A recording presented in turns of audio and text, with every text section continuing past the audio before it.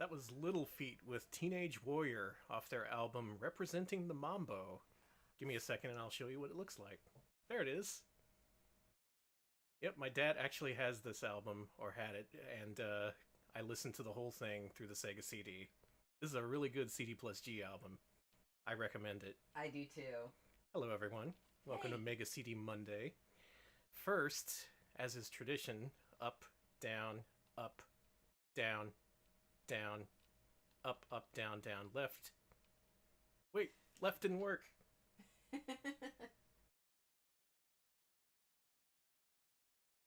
Okay, good enough.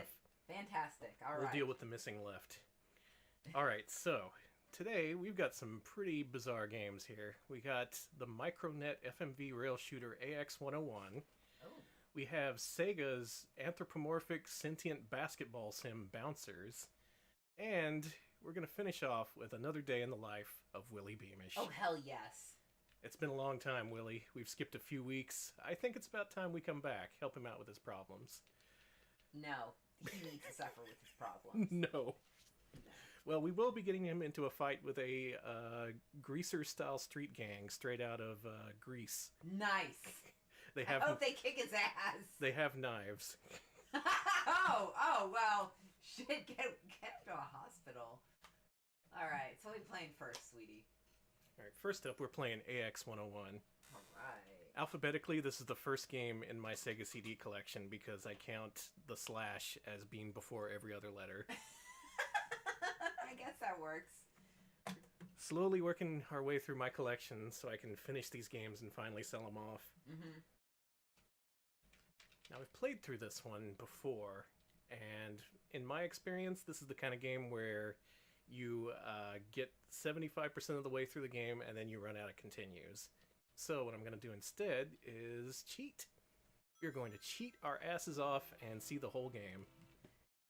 Daibishin, I know that symbols are supposed to come after the alphabet, but in a lot of schemes I've seen symbols come first, and also it's easier. Slash supersedes every other letter. Look at that. Micronet. In FMV. Oh, look at that! Alright, so these guys, they made Heavy Nova, which is this robot fighting game, which is awful. They made the Warrior of Rome series, which I hear is good. Then they made this. Grave danger. Within 24 hours, the Galaxy Earth Federation will be attacked by the evil Curzon Mechanoids. You will incur heavy damage, but you must not give up. You must have courage and resist. We, the people of the planet Prism, possess the force you need to resist the Curzons. If you can make it to Prism, we will provide you with our supreme weapon, the AX-101. You must use it and save the universe from the evil Curzons. Herzogs? Warner the Herzog? You must save the world from me, and my desolate view of the world. I like It's a the bunch of absolute symbols! It is. I like the picture frame that really sells what's going on the screen. It changes color. I was gonna say, is that just overscan? Technically, I don't think you'd see this on a regular TV, but it's still cycling through colors for some reason. Is it cycling through colors because the color palette changes or some shit? I think that's what it is, actually. Oh my gosh. Well, this is Earth right now. Aliens came down, and they wrecked everything. Luckily, we have the AX-101 on our side. It is 2500 AD. Speak up! Audio mixing! Oh my god! I can't- The AX-101 is a really cool ship. da, da, da, da, da. Da, da, da, da. Video game!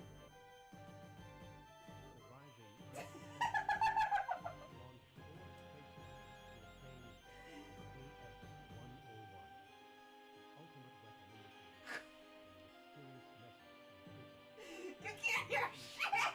Yeah.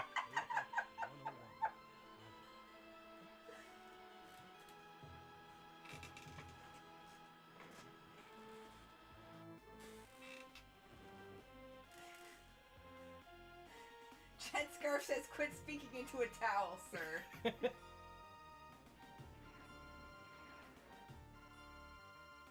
Alright, yeah, let me get rid of the border here. The flashing is kinda... I don't think it's going to do that in the middle of the game. Okay. Let me just at Leave it least just there for increase- now. Just a little bit. Alright, so I also have the Japanese version of the game, and unlike Americans, Japanese people know how to level their audio. You can actually hear the dialogue in the Japanese one, while in America it's all like... So Micronet, not that great of a developer if you've played Heavy Nova and Junction and some of their other games. They also made... Or rather, I was going to say they made Kilik and Robotica for 32-bit systems, but that's Genki. That's because people left Micronet to form Genki shortly after this game's release. And this is 94, so pretty late in the Sega CD's lifespan. Also published by Absolute, who at the time had the choice of publishing either this or Penn and Teller's Smoke and Mirrors. They chose this. Let's see if they made the right choice. No.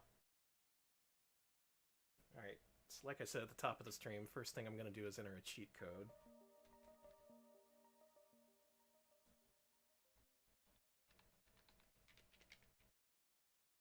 Nice. Alright. We'll keep level at normal. Let's turn collision off. How about that? Nice. A lot of voices in this game. Well, we'll be hearing those. And if through some freak accident we lose or game over, there is a stage select option. Oh, nice. So don't worry, you're going to see every bit of this game. You ready for this? No, but This train don't stop once we start. It's FMV. You can't run back FMV. I do like that. I like that the style fits with our layout. Oh, though. it does. It's a very nice purple. Mm-hmm. Captain to all fighters. Destroy all enemies encountered in Earth's orbit and head for Prism. Roger, I read you. Head for prison? Soldiers on free fire. Let's go get him. I read you loud and clear, Skipper. Heading for prison right now. Okay, yeah, I gotta... Okay, Alright, I guess it will do that through the whole game. alright. There we go. Oh.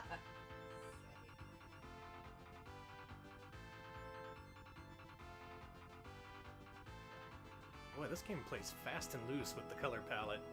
Like, it doesn't care what color your jet stream behind your ships are. Just whatever's available.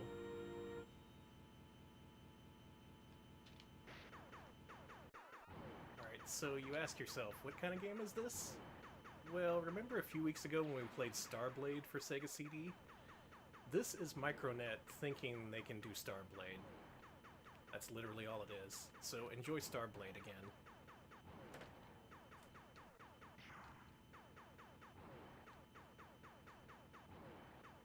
That's interesting. According to Electric Boogaloo,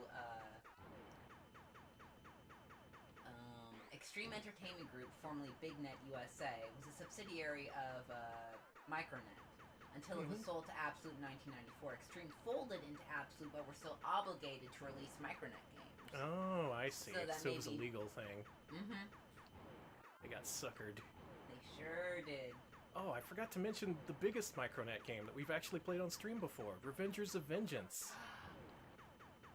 The game with Cannot mention the game with Bird Mom. our beautiful bird mom. Now that game means a lot to us, but not a lot to other people, which is why I didn't even consider it.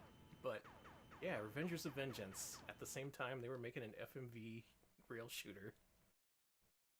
We did it, Captain. Hey, that was a piece of cake. Don't let it go to your head, Bob. Remember, one slip and we're done for. Yeah, watch it, Bob. Yeah, come to think of it, there were too few of them. I'll bet there's more to come. Captain, I've got a new reading on my radar. Enemy reinforcements headed this way. Captain, turn down your YM synth.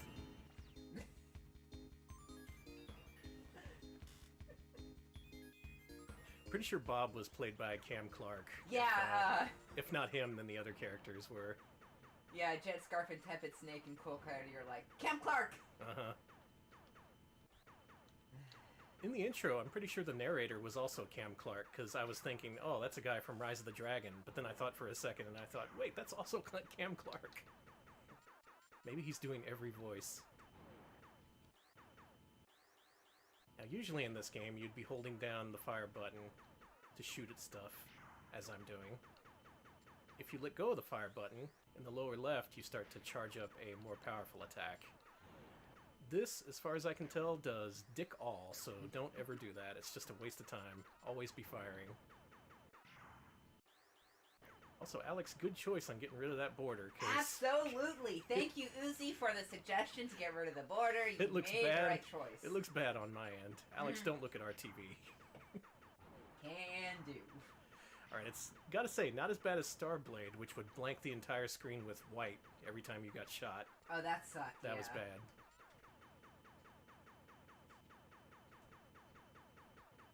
And yeah, you can see what kind of game this is. You just shoot the bullets before they hit you. Try to shoot the enemies. Look at that cool desert chrome orb you just killed. I know. That orb ruled. Yeah, at the time, Micronet was just like, Starblade? We can do better than that. We got chrome orbs.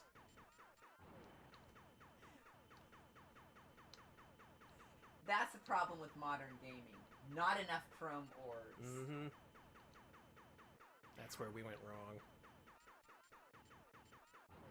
So, tiny screen, but still some pretty decent looking FMV. You can clearly tell what everything is. The ship designs are nice. Character design is by the people who later did Robotica and Kilik for Genki. I love Kilik. I don't. Well, that's your problem. For an in-depth look at Kilik, go to YouTube and search PlayStation Year 1 Kilik. Yeah, or just go to our channel. I'll put the link in the chat. We also you should go to our channel anyway because we put up the panic thing. And I didn't censor the scene with the boobs. Yep, because it's fully uncensored because it was too much trouble. It was too much work.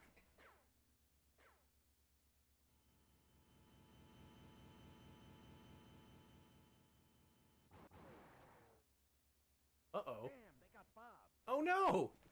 I can't believe it. It's time for revenge, gang. Let's give them a little taste of their own... Let's give them a taste of their own... Oh, Oh, Bob! no. We lost Bob! Can you What believe about it? Bob? What was your favorite Bob moment? When he shot the thing, and also probably when Bob died. Yeah. Sorry, Bob. Those are probably the top 2 Bob moments I've seen so far. Bob, only memorable in his death. Well, you saw what happened. We have to do this for Bob. We gotta save Bob. No, wait, Bob's dead. We're doing this to avenge Bob. What we're doing won't bring him back, but it'll satisfy our bloodlust. You'll also have noticed by now there's no music because there's no sound in space. But what about all the ping ping blast noises? I don't know what you're talking about. It's no use. They'll destroy us all. I want everyone to head for Prism at warp speed. But Captain, we're too close to the planet for warp speed. You heard the skipper, Chris. Either way, if we stay here, we're dead duck. All fighters, let's go. Initiating warp. Audio leveling. It's a little bit better in-game than it was during the intro, but yeah. Also, I like how every single character is the exact same character model. Pop filter. And I will lead you to base. What's a pop filter? Oh, I'm sorry.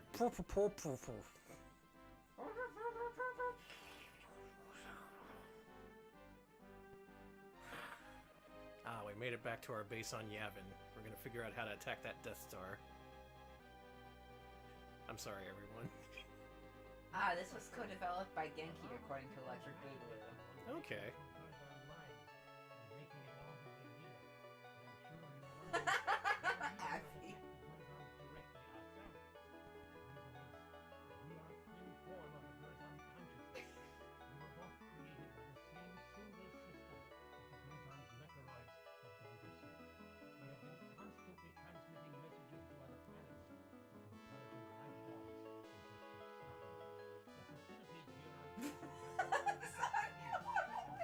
hope you're getting all this.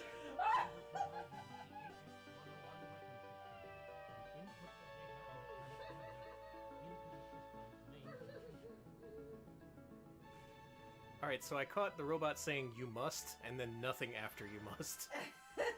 So hopefully someone got it. One of our team members was listening.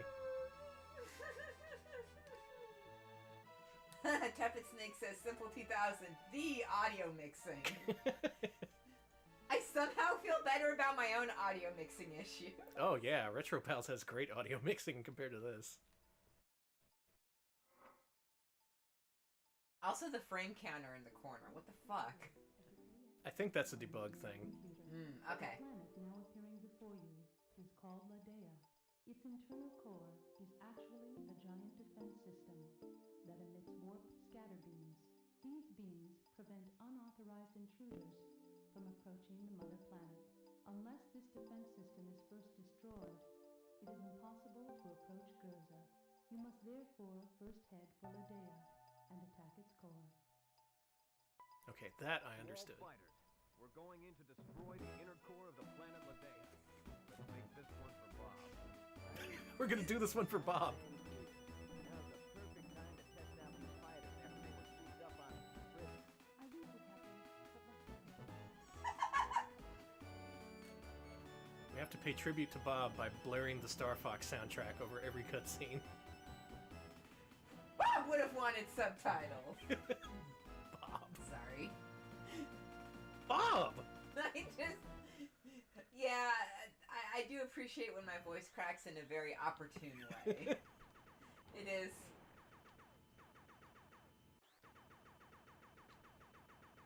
Alright, we're here on Hoth. Looking for some walkers to take down. Should mention this was a little bit after Rebel Assault, so maybe that was a little bit of inspiration for this game. It was mostly Starblade, though.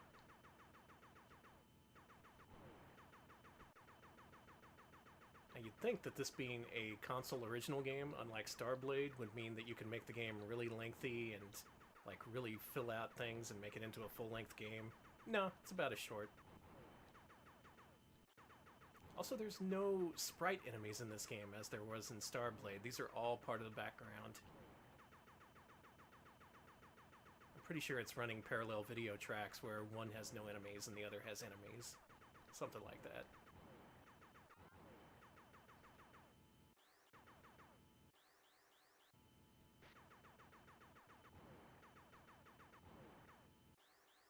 Cool, huh?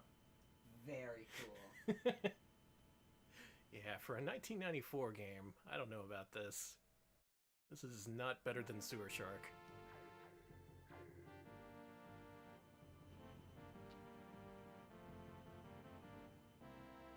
Except for the music, just because it's so loud.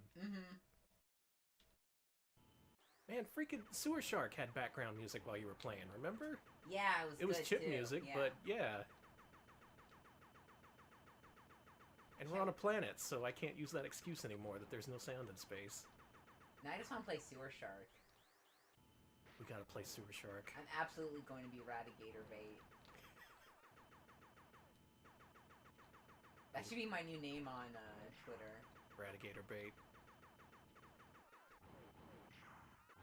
Well, summer's approaching. I gotta change from my current theme to something else. So.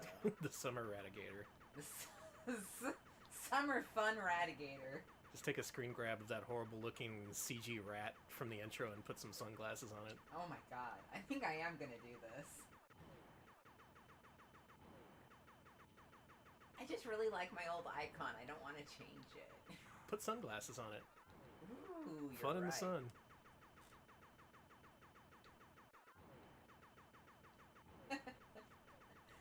Tepid Snake says, pinned tweet, don't trust Stenchler. Oh man. Hey, we gotta trust him as far as we can trust him so we can get to Solar City. That's where the babes are. Less rats, more babes. All I'm saying is Sewer Shark is a very incisive critique Of the current gig economy, yeah. yes. Sewer Shark is going to be very real in the future, and it's going to be called, like, it's Uber for killing rats. It's Uber for sewers. Super.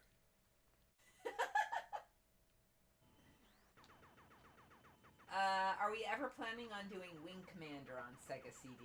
I don't know, Danny. Are we? I've decided it's my goal to eventually play every Sega CD game on stream, so yeah, we'll be getting to it eventually. I used to own that game. It was tough. That was the kind of game where they bound so many different commands to the controller, you'd have to, like, hold start and push B to do stuff. You need a manual. Go around from both sides. We'll attack the enemy.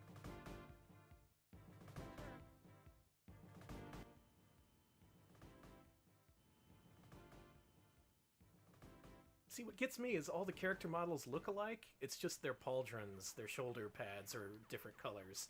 But not always, because they keep cycling through the palettes, so their pauldrons keep changing colors too. You can't tell who anyone is.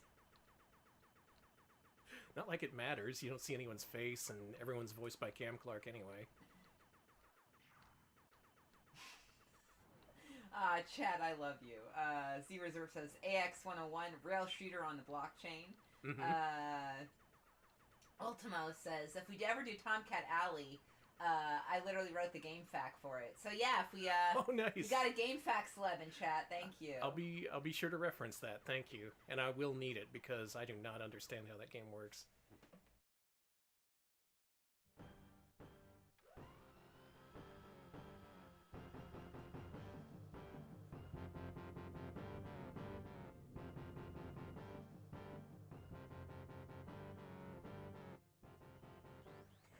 I don't know what's up with that music. That was cool. It was cool, though.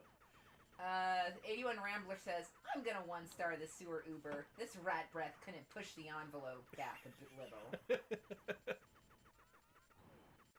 Why even play Sewer Shark? Everyone's already familiar with it.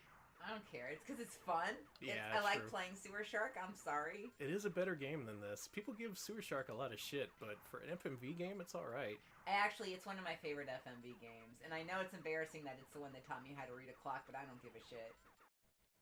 Learning valuable skills. You Hey, know where man. Niner is.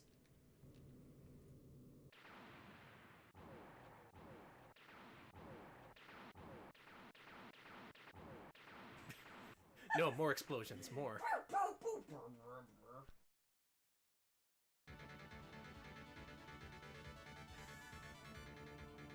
I like the music, it's just a little bit too loud.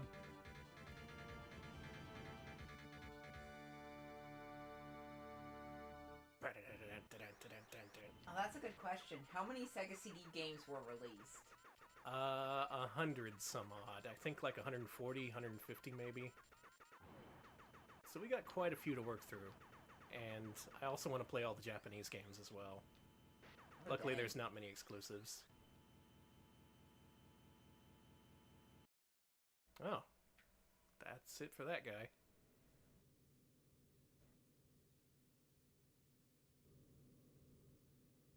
Tube steak. 1,000,000 pounds of tube steak. That's what we're doing out here in space. We're shooting up tube steak to bring it back to Earth. That was the plot of Starblade as well. Just lots and lots of tube steak. Mm-hmm. Check it out, it's the exact same enemy. I like fighting the exact same enemy over and over and over again. It's Yeah, what we me call too. Dark Souls. Right? I've never played Dark Souls. I died That's at the first basically Dark boss and gave Souls. up because I'm a coward.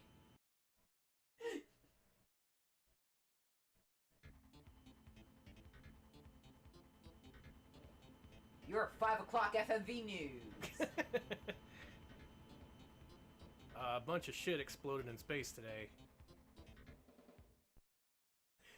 Yeah, I'm really coming around on the soundtrack. Sometimes it channels Galaxy Force 2, like especially that last track.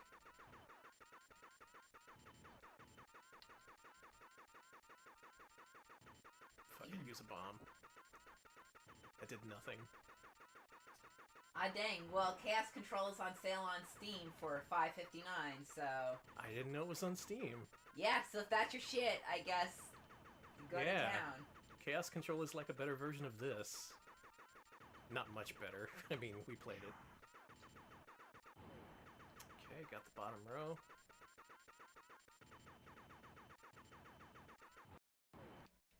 Did it.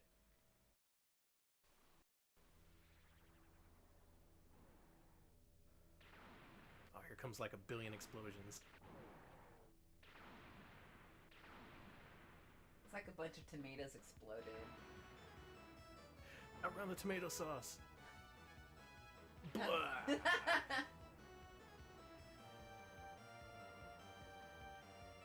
Oh, Planet Chef Boyardee, no!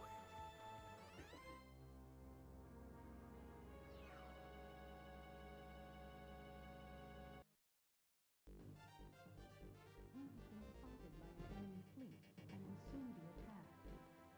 We must take cover in the asteroid belt in front of us. At point X, and counterattack from there. Captain to all fighters, we've been spotted by enemy forces. We'll counterattack from point X in the asteroid belt ahead. Roger. Damn. Just a little more time and we'd have been right on top of their headquarters. Understood, Captain. Let's scramble to point X. Alright, we're scrambling to point X in the asteroid field so we can kill the enemies. I actually managed to hear some of that. Have we avenged Bob yet? Yes. Okay, good. Bob is avenged, we're all very happy, and I guess we're gonna just shoot some other stuff just for funsies. Oh yeah, here we go, asteroid belt. This is where the game's gonna get exciting. This is pretty exciting. I guess for this game. I love shooting large hunks of rock. It's just... goddamn. So good. Alright, so if you've watched enough of the game so far, you see this game's biggest problem. It is not exciting at all. Other games that do something similar, they at least try to amp it up a little bit to make it seem like what you're doing is really exciting. But here, just that constant droning in the background, no music, it just makes it boring. But then you get this music. Why can't they continue it in the game?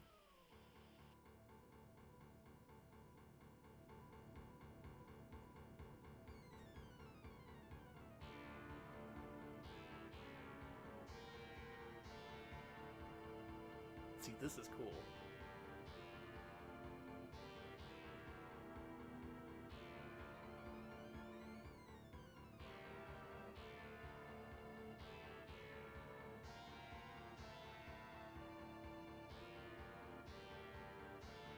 That ship's got teeth. It's gonna bite you. Something's gotta.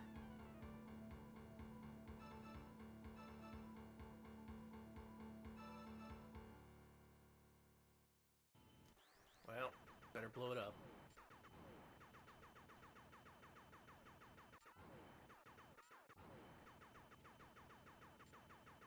You think these fighter pilots would be listening to music just to, like, alleviate their boredom? Maybe. They're all listening to Slipknot or whatever. Whatever they listen to in the future. Probably Slipknot. Yeah, definitely Slip. They listen to... Okay, in the future, all the people listen to are is Disturbed, and not Disturbed's normal songs, but all their covers. The best ones. Like their cover of Sound of Silence and their cover of Land of Confusion. Yes, yeah. absolutely. That's all that they listen to. That's the music that stands the test of time. Have you heard Taylor Swift's version of I'm not going to listen to that. I of refuse September? To. Yeah, I refuse. There's no reason to. It's. I think Divey Jean can attest to the noises I made when I heard it. People don't really like that cover. It's a bad cover. I usually don't call things bad covers because I like all covers equally. Like My Beautiful Children, but it was a bad cover.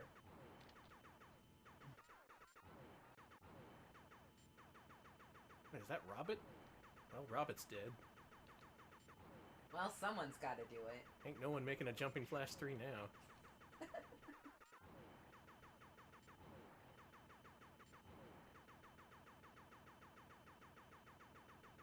Okay, we're flying directly into the sun. That seems like a good idea.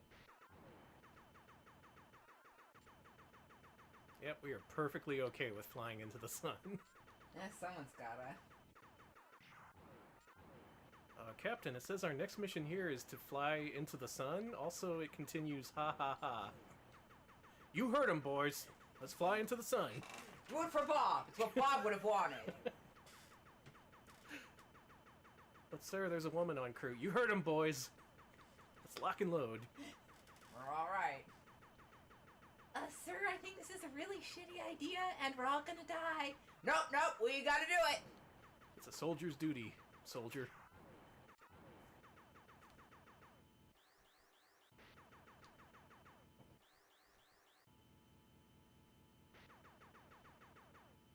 Weirdly enough, this game also borrows technology from Kids on Sight, of all things. Because you see those little panels on the left and right? Oh, yeah. They don't actually play original video. It's like copying a portion of the screen. Captain, we can't possibly take on that many enemy ships at once. I'll be the decoy to draw them out. When I do, get their flagship from me. But that's crazy. We won't stand a chance. If we're gonna take on a whole enemy fleet, it's our only choice. Go for it, Captain. Understood, Kelly. We owe you one for this. Hang in there, pal.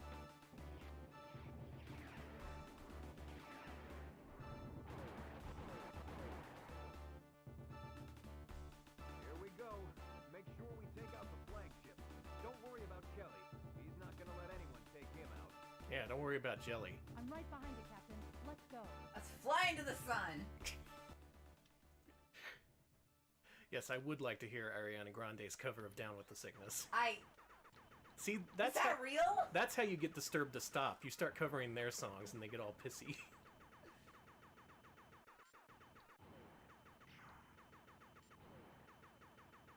Singer's gonna be like, "Oh, no one's supposed to ruin music but me." Ooh, ah. Hold on.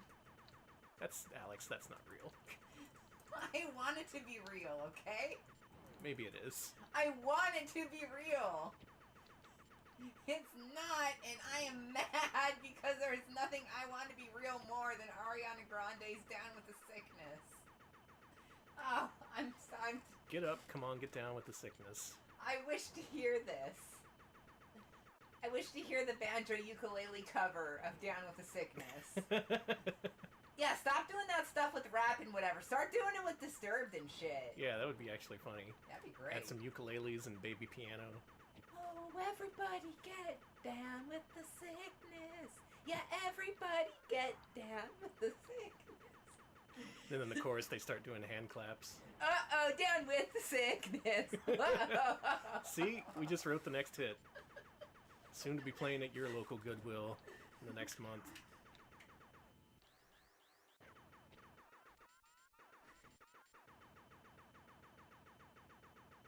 Hold on, I think something exciting's happening. Never mind. I can probably sell this game, is what I'm saying. I probably don't need this game in my collection. What I need is a complete in-box copy of Sewer Shark. What-oh, smells like Teen Spirit. Uh-oh. Sacrilege. They got me, gang. Finish a job for me. Sorry. Oh. Now we have to avenge Jelly. How could this have happened? You heard his last wish. We've got to destroy Gerza. Understood, Captain. Well, you're the only one left, and I don't know your name. We lost Bob and Jelly.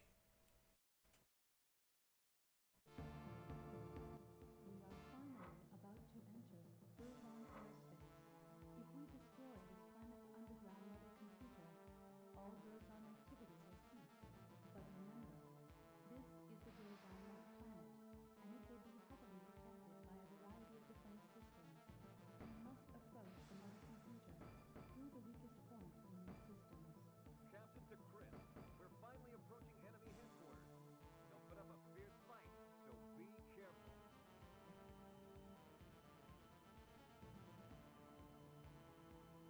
Alright, I'm pretty sure our last squad mate is named Chris. So let's Let's do it for Chris when she inevitably gets shot down. God damn!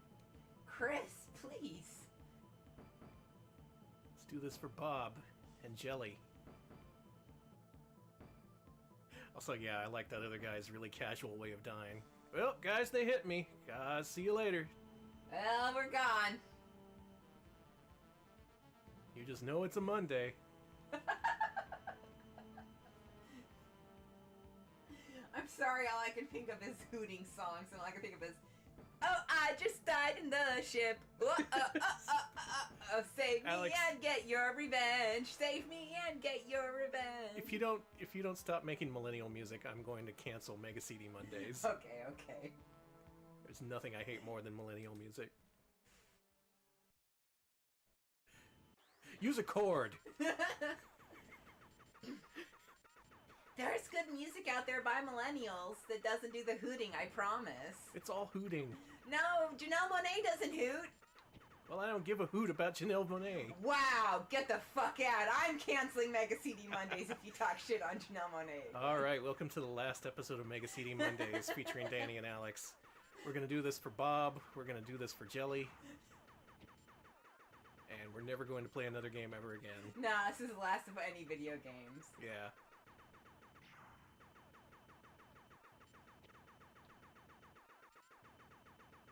This game has a record low amount of us talking about the actual game because there's nothing to say. I like the interface. Like you said, it really does remind me of the kind of thing they did with Kids on Site. Very cool, but They're going to send something out after us. I'll hold them off while you slip, Chris. But Skipper, you know I'd probably never reach the mother computer. You go in. You're the only one who can do it. But Don't worry about me. I'll be fine. If there's one thing I'm good at, it's escaping from the enemy. Godspeed, Captain. If there's one thing I'm good at, it's running away. stay alive, Chris. you better not die, Chris. Wow, heartfelt final message from the skipper. Stay alive, Chris. So the only two remaining members of AX-101 are Skipper and Chris. Not especially well-developed characters for as much screen time as we've seen of them. But we're gonna just have to make do with what we're given. I do hope she stays alive. Oh, that thing almost turned into an orb. Did we do it? Oh, I think I destroyed it too early. I destroyed it before the FMV ran out. So, how's everyone doing today? We're just going on through. Just taking a trip through the canyon, waiting for the background video to run out so we can switch over to side B. I like. What? Huh? Oh, there we go. All right.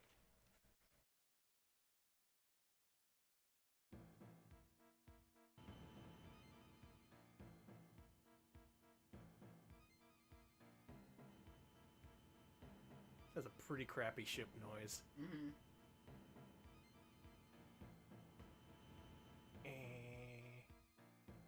Not whoosh or vroom.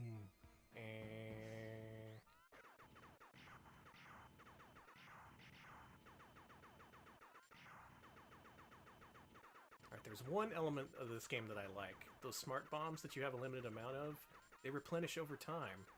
That's pretty cool. It encourages you to actually use them instead of just stockpiling them waiting for something. Probably the best way they could have done that. Then there's everything else about the game. Blab asks whether or not millennials know about Gilligan's Island because of They not probably being in don't. syndication. Those and, know-nothing millennials. You know, I think I'm gonna be one of those guys who gets really mad at millennials for not getting references to Gilligan's Island. A 3-hour tour! A 3-hour tour! Just like, not normal mad, but just like indescribably so. I'm talking medium post mad, baby.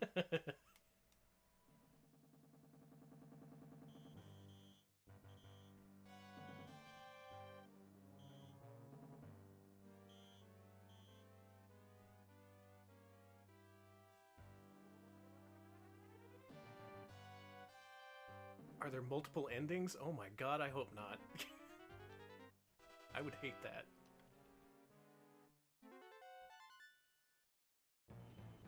If Chris needs saving, we gotta save her. We must save Crit. We must save Chris. Shooting down space spiders and other things.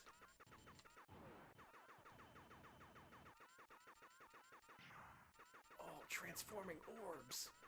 A Trorb!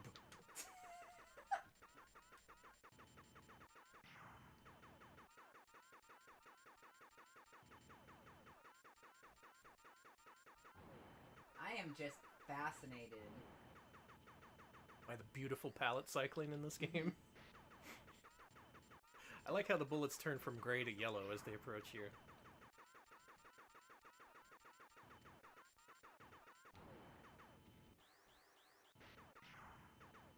Alright, we shot everything.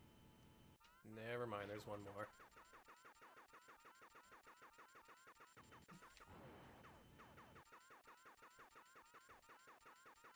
Alright, that's where this game's budget went. Look at this. Look at that orb! Look at this T-1000 bullshit right here. Good orb! Good orb! Now, whereas T2 Judgment Day used it to animate a very menacing man, here it uses it to animate orbs. Because what's scarier than orbs? Listen, the only Baywatch thing I know about is that one episode of Baywatch Nights where they play D&D in a live-action setting. Literally the only thing I know about Baywatch. I've learned that they mentioned vortexes multiple times on Baywatch Nights. We gotta watch Baywatch Nights sometime. It used to be on YouTube, but unfortunately I think it's gone now. That show is... During the show, they have apparently gone into multiple unrelated vortexes as part of the plot. Baywatch Nights is like... It has all the cadence of a 90s and weirdness of a 90s syndicated, like, action adventure show, but it's also Baywatch, so it's really odd. Baywatch Nights is basically a Baywatch spin-off where they solve mysteries, except that by season 2, they drop, like, it from being normal mysteries to things like, we've entered a different vortex and we're in a new dimension. It gets really weird and sci-fi fantasy. I think it's the X-Files influence. Yeah, it is. It's definitely much more X-Files influenced instead of just, like, Murder, She Wrote influence.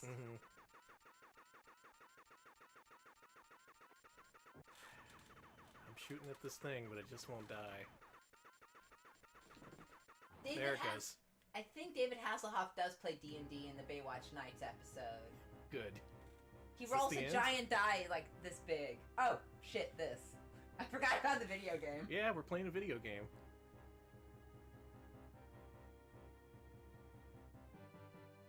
Is that it? Did we beat it?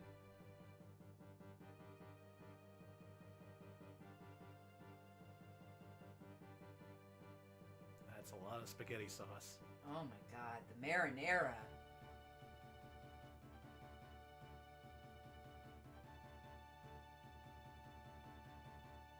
We've blown up the Marinara Death Star. Good work, everyone. The universe has finally been No, saved we did do it. Within 2 minutes, all of the Gurzon meteoroids now scattered throughout the universe will cease functioning. And then we, the people of Prism, will also meet our end. 20,000 years ago, an advanced civilization flourished on the planet Gurzon. In preparing for all eventualities, the original inhabitants of the planet created what they thought was the perfect defense system. Okay, this is just Star Fox music now. Called Gurzon. And they commanded the system to protect the planet Gurzon and its people. The system, however, determined that the Gurzons themselves were a threat to the planet. Yet because of their instructions, the system could not destroy the Gurzons. I'm learning a lot. It therefore came to the conclusion that it had to turn all Gurzons into Mechanoids.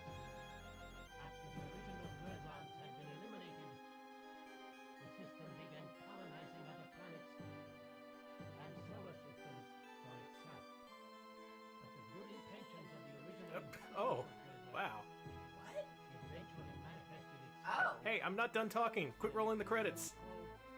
Prison. Inside the Gersa system. Now reigns in our universe again.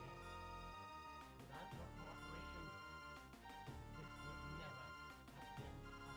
Sound magician dynamite my ass. You were neither of those things. Well, the story wrapped up as it began, incomprehensibly. Smeb says, now that's what I call hospitaliano. Magician Dynamite. Oh, Magician bite me. Dynamite. What a great sound designer. I'm noticing a lot of what do you call pseudonyms in here, including Page Boy. Page Boy. You think they meant to credit their page boy, but didn't bother asking his name? In that last speech, I caught 20,000 years ago, an advanced civilization, and that's it. That's all I caught. Hey, Danny, congratulations. I don't know what we did, but we did a good thing. That's AX 101, a game you have to cheat to beat. And boy, is it worth it.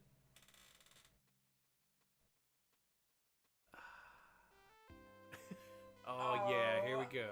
Break it down.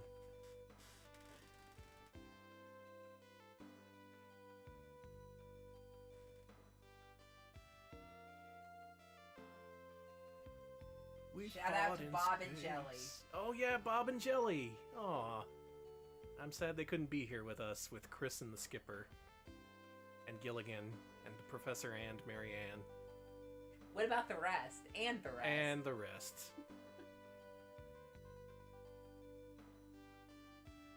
I like this track. This is really chill.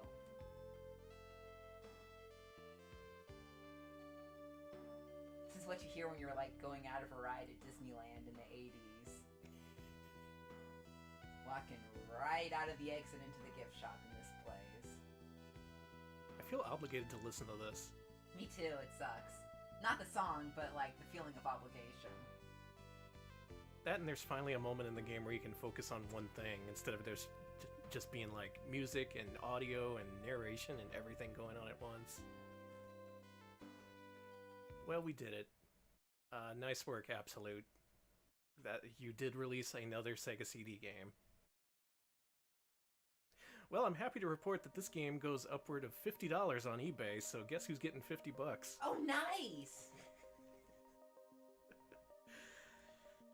I remember beating this a long time ago. I just remembered after seeing the credits. If you beat this on hard mode, you actually get extra FMVs that show all the ship models in the game as well. It's nothing too great. We didn't miss out on much. Just like we didn't miss out on the story. Well, what do you think? Well, I think a lot of these FMV shooter games really kind of just squished together for me, but this one had exceptionally bad audio leveling. Like, This one was more generic than most. it reminded Birdemic. That's the audio leveling I was thinking of with this Oh game. yeah, it's all over the place. Mhm. Truly. Yeah, Gizmo, that's exactly what I'm feeling. I feel like we experienced a lot, and yet this just went through me. I'm not going to remember this tomorrow. Yeah, just I'm gonna like water. Yeah. I'm going to instantly forget about Bob and Jelly and all the people who lost their lives on our mission. Thanks, Absolute. Thanks for thanks for throwing all those pyramids at our planet. Look what happened. Covered in spaghetti sauce. Luckily we, the Chef Boyardee Brigade, were here to save the day. Thank God for us. Thank God for Chef Boyardee. That's his slogan, I think. Thank Christ for Chef Boyardee, all the commercials say. Our only savior in this cruel world. Dude opens up his pantry. Thank fuck, Chef Boyardee. Alright, Danny, moving on? Yeah, I think we're moving on. It can only be uphill from here, right? So our next game is Bouncers. Oh, God. This game was published by Sega. They actually contracted people to make this. They released it as well in 1994. So you can just picture this as being what 1994 was like on Sega CD. AX 101 and Bouncers. Now this game is a rare treat for me because I've never played it and I've never even seen it in action. This is a rare Sega CD game that I've never seen and have no idea what it's like. So I'm looking forward to this. Unfortunately, I looked up the developer, and it's credited to Dynamics. Our favorite, the people who made Willy Beamish. Can they do a basketball game? I think they can.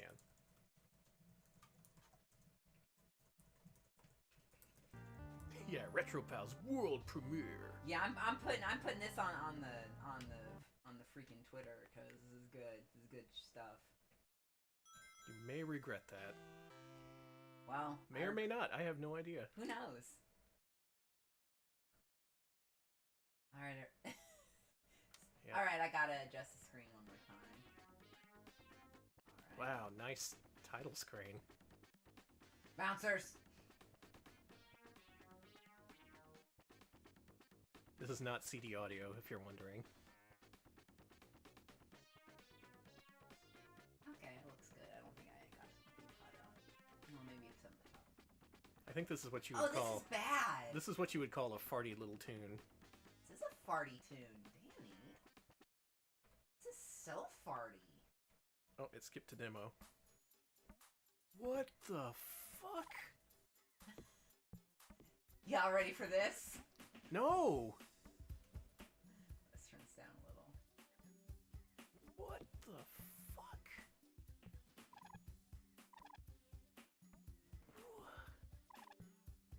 What?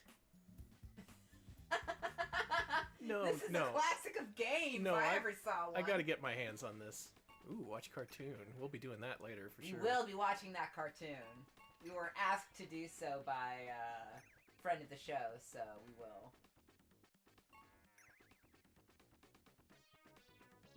More power-ups, please. Short quarters.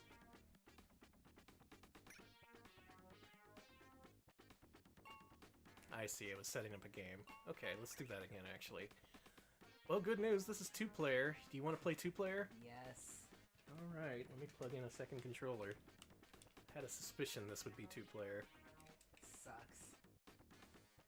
I don't know if I want to play it after seeing that demo. This looks...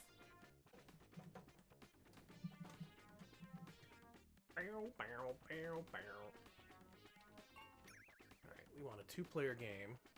A challenge. Arcade, standard, or expert? Let's go with arcade. Let's go with arcade. I like a lot of power-ups. I always turn on extra items in Smash Brothers. Short quarters. It's gone. And away we go. Choose a bouncer. Well, we have Ugg. There's a caveman. It won't let me...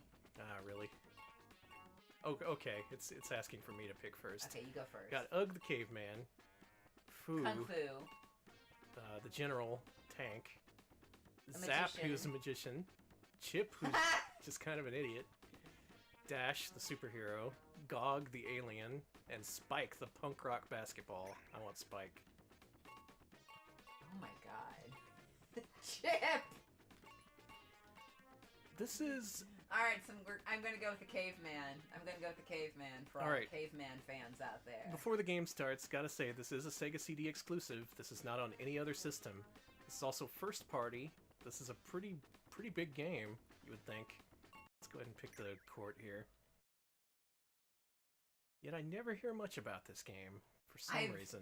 I've never heard anything about this. I can spin, I can jump. Okay, yeah. You walk around, jump with the A button. You have to bounce... Wait, what? You have to bounce off each other's heads. I keep putting you in the basket. You no. do, yeah. Okay, so yeah, that's the object. You have to bounce off the other player's head so you can score a goal. So you can go through the basketball ring. As Ted Cruz calls it. What? For real? Never mind. Anyway, Ted Cruz is an unlockable character in this game.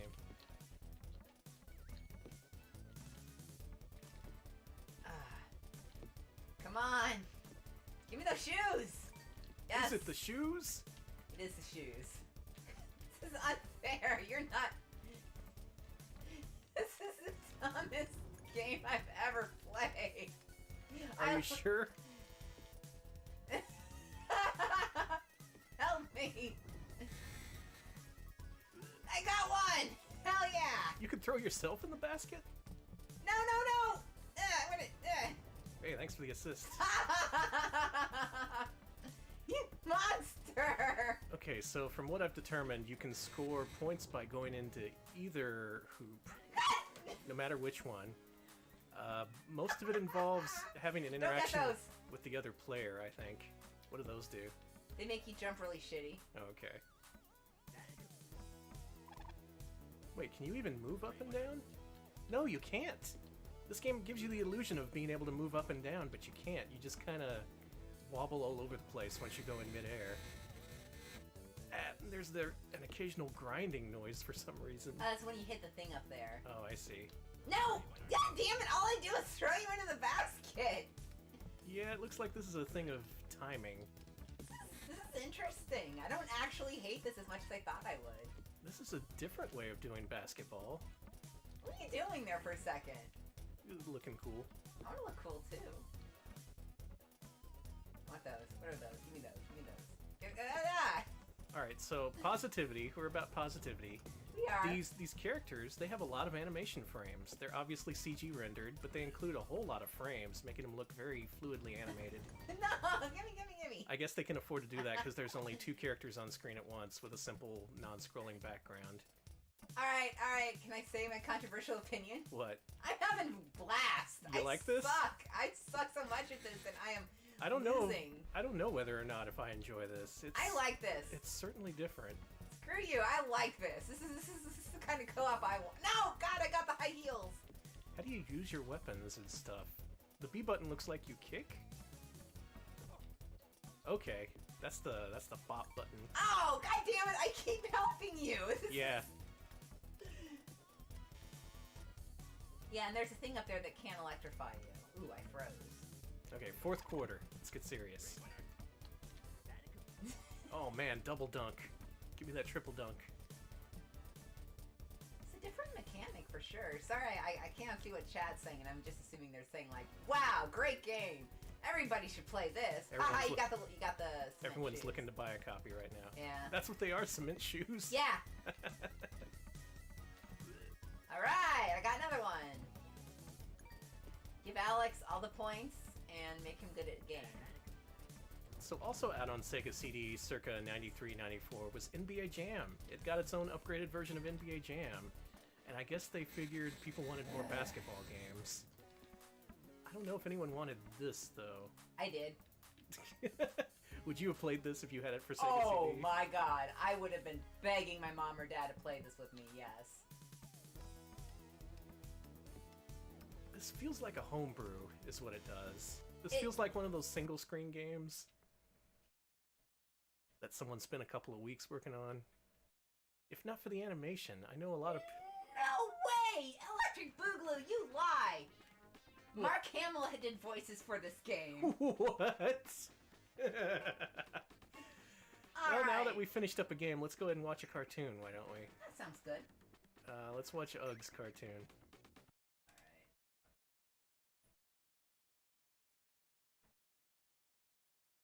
Well, if nothing else, we got some FMVs to watch.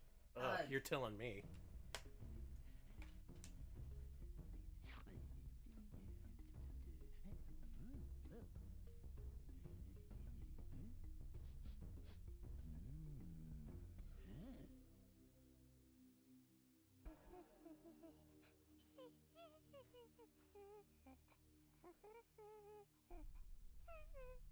Why is it making that noise?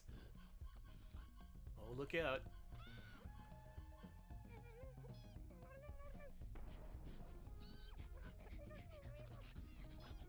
This is Mark Hamill's voice.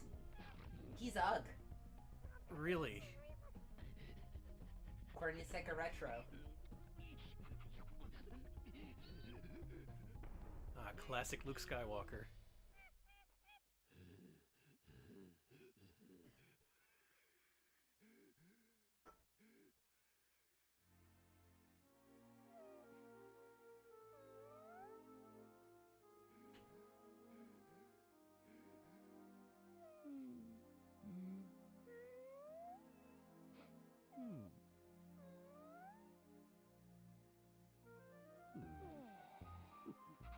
Oh,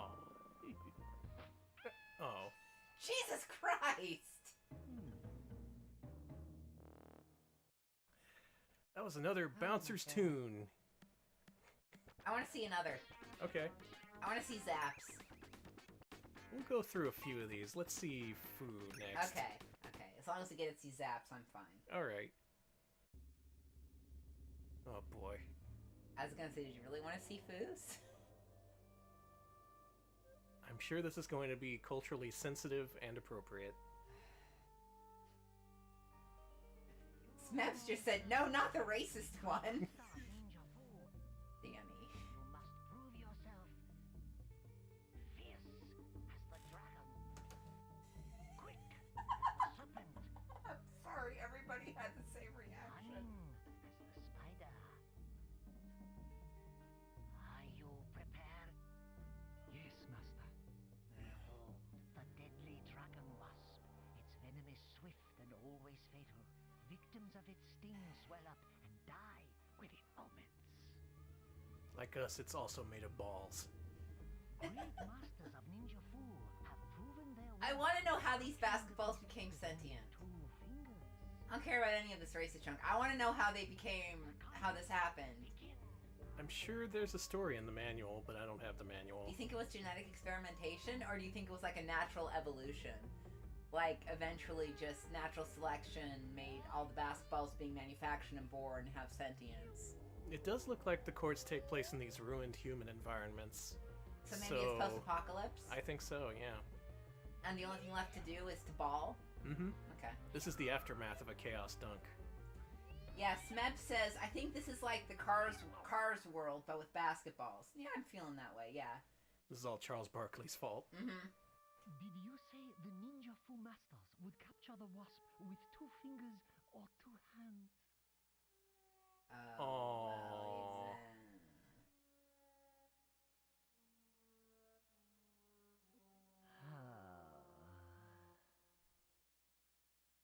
Yeah. well, luckily Alright, I don't so- think the rest can be that bad. We have a special request for Zap. Let's go ahead and see this one. Oh, he's a mathematician. Oh no. Back to the cube.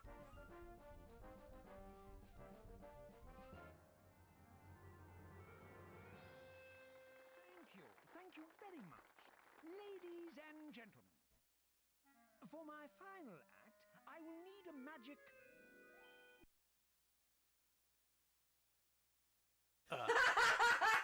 It froze. Yeah. Yeah, that was good. I like this one.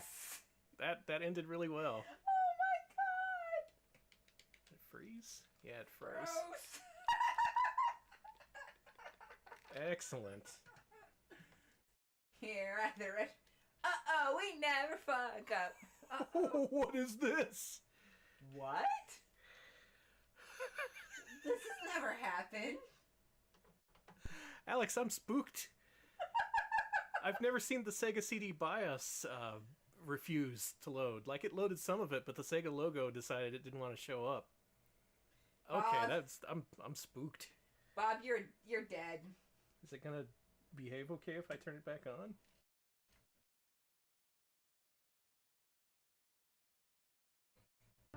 Okay, there's the Sega logo I know and love. No, don't.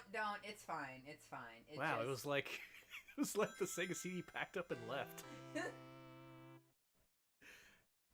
Yeah, is this... No, I ain't streaming this off the CD. You can just. I was okay with the Little Feet. I was okay with AX 101. Well, let's try that again. Yeah, if someone clips that, I'm going to post that on our Twitter feed. That was really good. That was a classic Retro Pals moment. The Sega CD just leaves. Okay, let's try again. Thank you very much. Ladies and gentlemen, for my final act, I will need a magic box Oh, that's what it's supposed to be. and a volunteer from the audience. Yes, you in the front row. You do.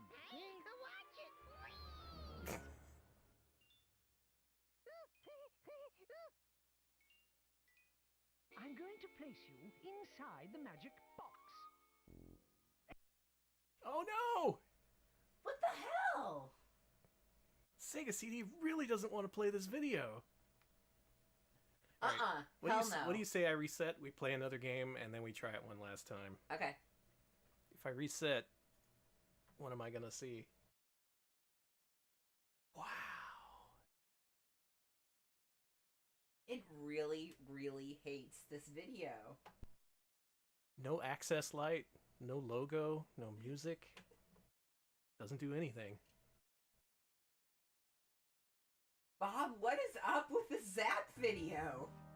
We have come across something extremely cursed today. It's because we're not streaming at night. Yeah. Sega CD is still hungover. We're not playing on an emulator because we like to use original hardware. Oh no, this is definitely original hardware. Yeah. And that's the benefit of using original hardware. Occasionally you see this. Alex, let's play another game of hoops. I think it's bouncers. But it could be hoops. We shoot some hoops. I want to be... Chip. I want to be my favorite video game purchasing service, GOG. Alright, what's our freaking... Okay, we have a volcano, a pirate ship. Future City! Future City! Future City or Haunted House? Haunted House! No! Haunted House! Haunted House! Okay. Haunted House!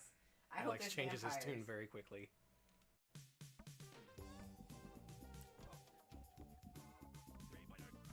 Thanks.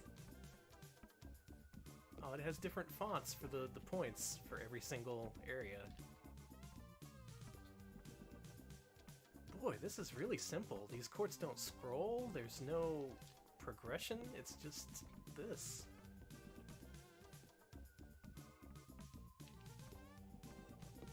That and the act of bouncing yourself into the bucket actually involves the other player, which is strange. Like, if you didn't want the other guy to score, you'd just, like, not touch him, I guess. Yeah, it's definitely a game of where you have to make sure you don't accidentally put your opponent into the goal. It's very... Yeah. Holy shit. Again, I actually don't think this is a bad little two-player game. It's a pretty interesting experiment. I don't know if it's a full retail released game, especially not for Sega CD, where you'd expect something a little extra over just cartridge-based games. Alright, I think you're gonna run away with this game. I think you finally mastered the controls.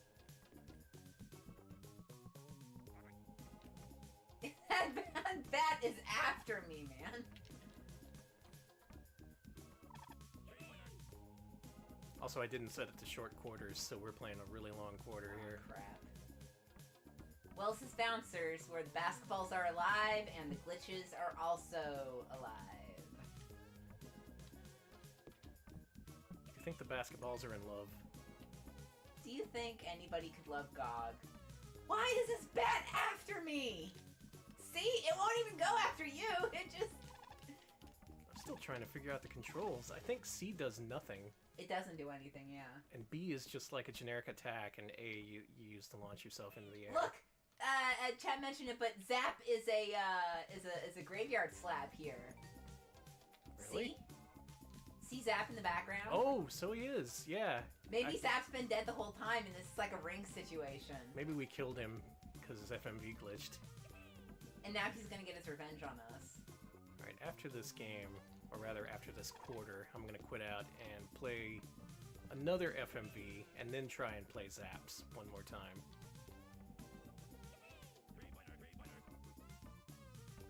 Those things give you 3 points?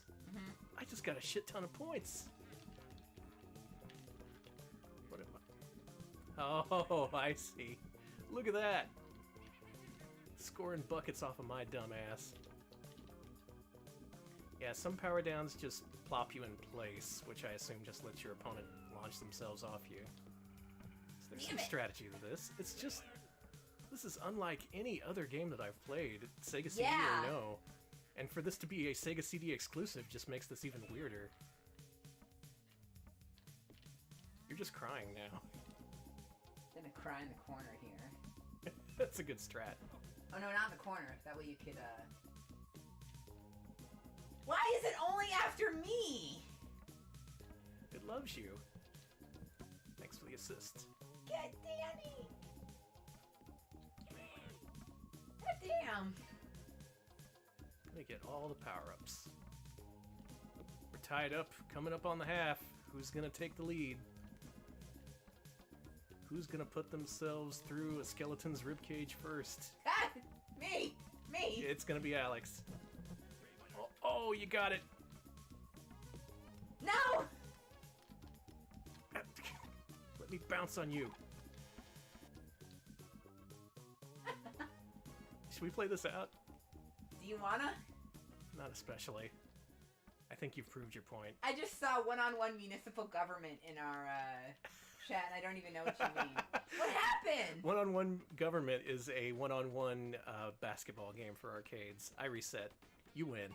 Okay, You win. good. Alright, let's watch a cartoon. Okay, so we're gonna watch a non-Zap cartoon first. What about Chip? He looks like he's up to something cool. Okay, please don't freeze. And then I want to see the Mohawk one. And then we do Zap.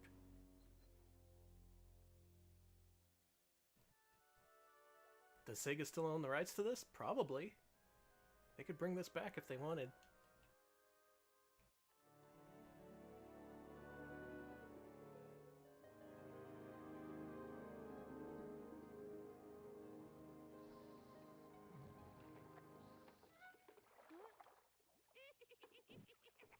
This game does look made up.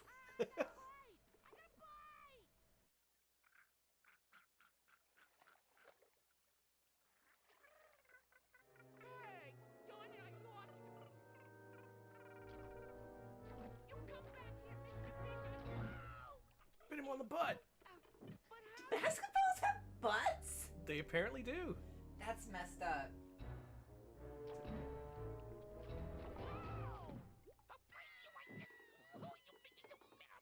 Bit him on the butt again. Just the idea of basketballs having asses is just deeply disturbing to me. These FMVs look okay.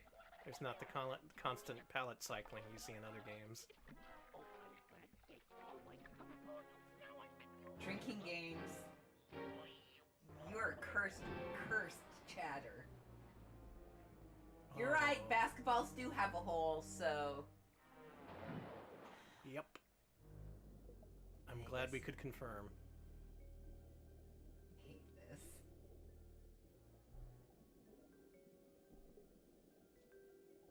I am intrigued by this game. Let's see. Basket butts, butts get balls, bubble butts. Good, good, good.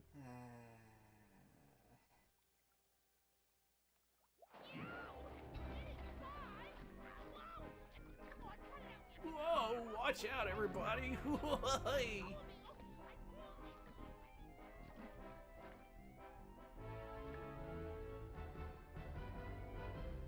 That's all, Congo, folks. Jesus. We're not going to talk about what the actual hole on a basketball represents for the human anatomy. Just gonna drop that. That's all, folks. That's all, folks. That's all, folks. Oh my god.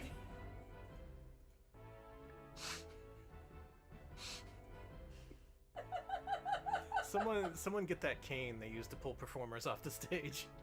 Can I skip this? Did that just crash it? Smeb says, please turn off this cursed game. So what do you think will happen if I hit reset right now? I think the Sega logo is going to be replaced with a giant basketball. A bloody one. No, it's fine. That's normal. I'm not done with you bouncers. I'm going to see one more FMV before we try Zap again and before we move on. We will see Sap or else. FMVs are jacked in this game, dude. Should I buy an original copy of this? Is that what you're trying to tell me, bouncers? Oh, this is not. That could be it. That could be it. It Yeah. could have copyright protection. Yeah, it could. Everyone's saying, "Don't push your luck, Danny." Well, I'm pushing it. Spike. I pushed my luck. You I pushed my luck. Your fucking luck. Also, I pushed my luck. you pushed it too far. Yeah, thank you, Bob. We've got a link to the YouTube, if we need. Okay, at least these videos are out there somewhere. I'm getting pissed off at you bouncers. This is it. This is my last attempt to play Zap's video, and then we will move on. So fun fact, this game was produced by a guy named Jeff Tunnell, who was also producer on Willy Beamish. So perfect transition into our next game. After we Alright, see what screw it. Zap's Here up we to. go. Alright, he's gonna summon a box, and then have a kid come up on stage, and then my Sega CD explodes. And then we're dead. And then we're just dead. Thank you very much. Ladies and gentlemen, for my final act, I will need a magic box. Okay, he summoned the box, okay. And a volunteer from the audience. Yes, you in the front row. You do this. Watch it!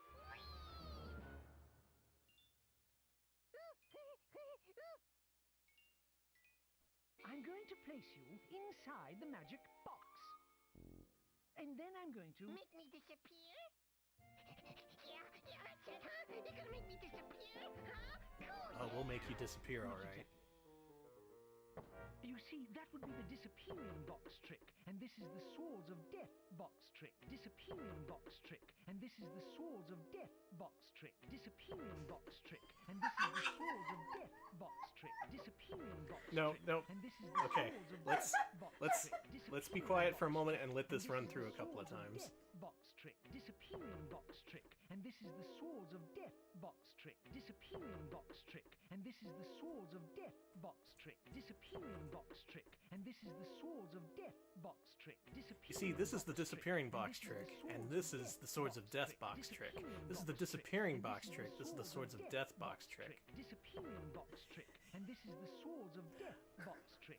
This is almost a perfect loop. I really like how the guy on the left eyes bulge, like in time with the music almost.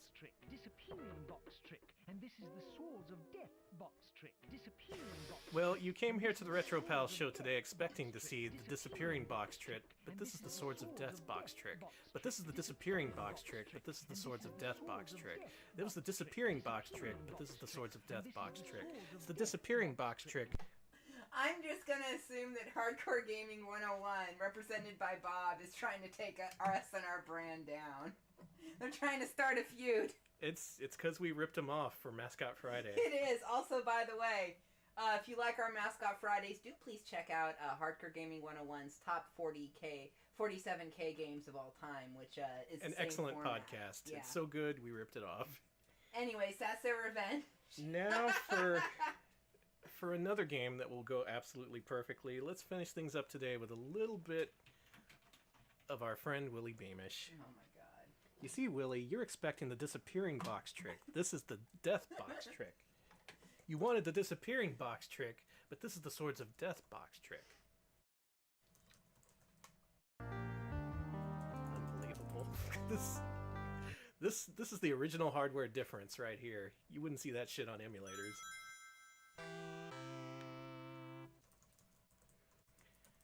Alright, now hopefully it still has my save data from several weeks ago, but if you're new to the Willy Beamish experience, there he is. He's a little 12-year-old child, I think. He's about to enter high school, and he's experiencing all kinds of difficulties in his young life. He got in detention on the last day of school. He's technically grounded right now because he got a C in music appreciation, and he wants to get to the Nintari Championships in order to win a lot of money. Unfortunately, his dad lost his job, so that he also lost his way to the Nintari Championships. But luckily, there's a frog jump contest here in town. And hey, it costs exactly as much money as he needs to enter the Nintari Championships. Maybe he'll get it. Maybe he'll win. Maybe he something will. good will happen for him. when we last left Willie Beamish, I'm getting distracted by watching a clip of Bouncers right now. When we last left Willie Beamish, he had defeated a crazed babysitter who turned into a bat and tried to eat him. At the end, it turned out that he just had a fever or something, but I don't know, we were killed quite a few times by that babysitter before we were finally able to figure things out. But that's over. Today we have to head across the town in order to get an entry blank for the frog jump contest. That's the only thing we have to do today in game time. We gotta go across the lake, get an entry blank, and go back home. That's it. Sounds Easy as pie, enough. right? Yeah. Well, let's do that. Let's see how this goes. Judging from everything else that's happened on this stream so far, it'll probably go great.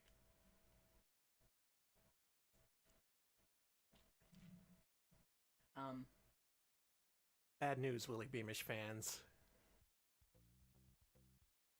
We're back at the beginning. What happened? Let's find out. Yeah, let's actually check this. No. What if Bouncers corrupted our save files? That's what I'm thinking. Holy shit. It's all gone!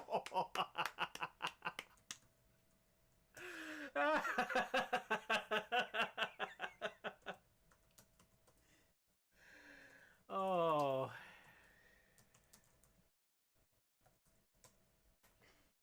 F.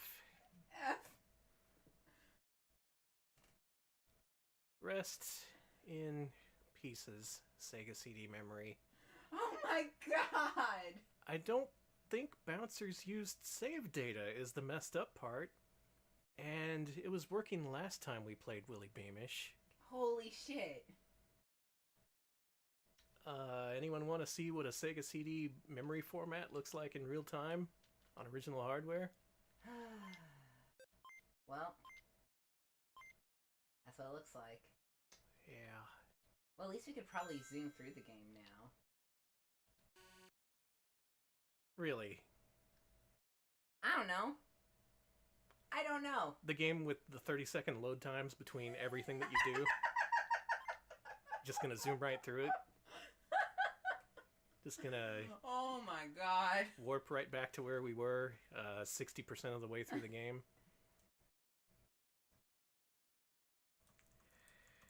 I have to make a decision right now. I think what I'm gonna do is eventually, on my own time, play through Willie Beamish again, get us back to that point, and then we'll get to the frog jump competition.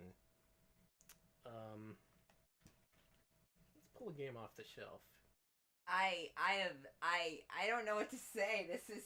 I don't know either. We're officially in off the rails mode. The Sega CD has made its bed and it's going to lie in it. Oh my god. What are we playing?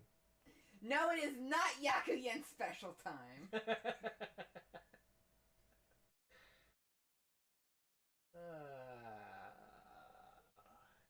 Man, that's a bummer.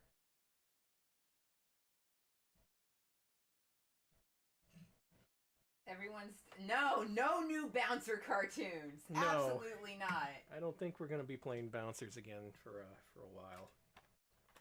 I need to pick me up. What are you putting on there? Oh, okay, that's a good one.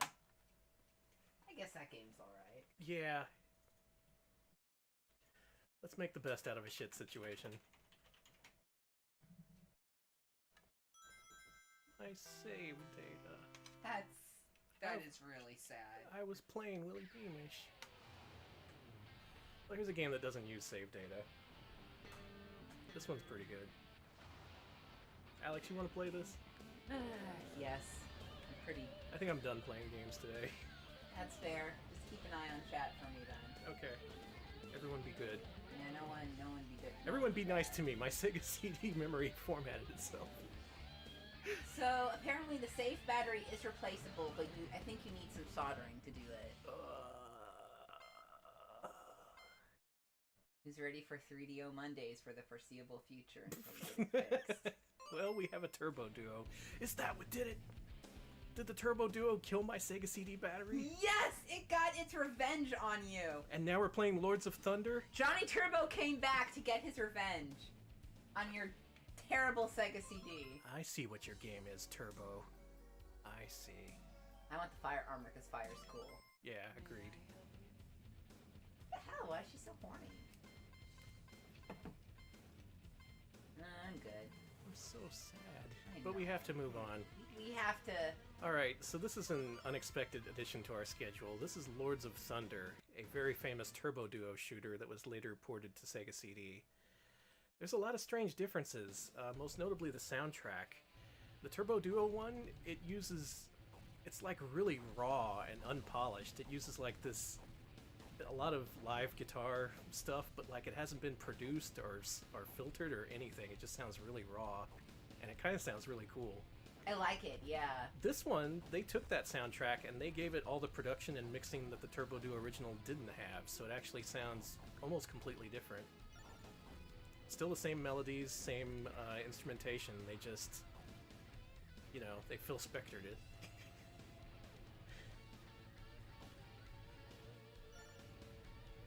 Alright, so for those who have heard both, which do you prefer, the original Turbo Duo soundtrack or the Sega CD one? This is a matter of personal opinion. No one's gonna talk shit on you if you feel one way or the other. I And if personally they like do, them both. well, they're banned. Also, I believe the Sega CD game is actually easier than the Turbo Duo one, which is great, because the Turbo Duo one is actually a little bit too difficult.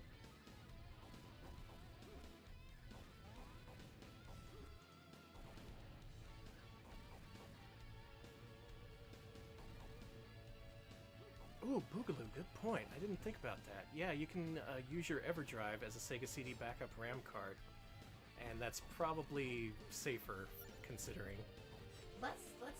Well, I died. You don't collect the bullets, Alex. Danny, never mind. Be nice to me. Okay, I'm sorry. Your child was murdered by your son. That's messed up. Buy... Never mind. What? I was gonna say buy some power-ups. No. Alright. 1 credit clear starts now. The other weird thing is that the audio mixing is actually better in this version, like in terms of sound effect balance compared to music. I actually had to download a modified version of the Turbo Duo one that had amplified background music. Someone's actually done that. They've taken a lot of PC Engine CD games and amplified the music, because originally it was mixed too low. All you would hear were the sound effects.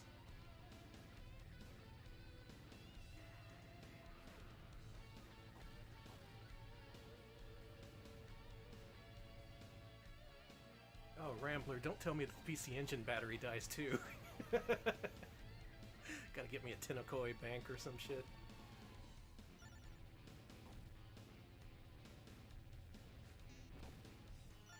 And yeah, no Zap in this game, no Cam Clark either, unfortunately.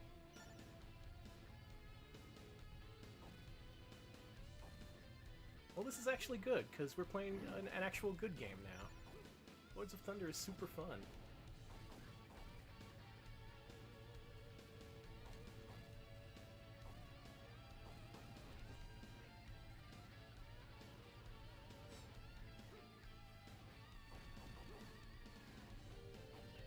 Can I go farther than last time? That's all I want to do.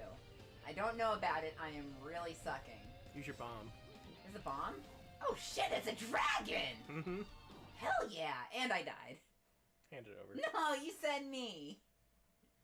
I'm gonna do one more time. Let me try one more time. This time I'm gonna buy power-ups, okay? Okay. I have a lot of money now, so I'm gonna buy some shield. Don't do that. Okay, what should I buy then? Life and magic gems.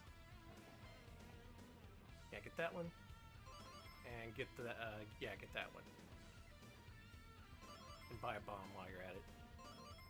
Okay. Okay, now you're stocked up. Okay.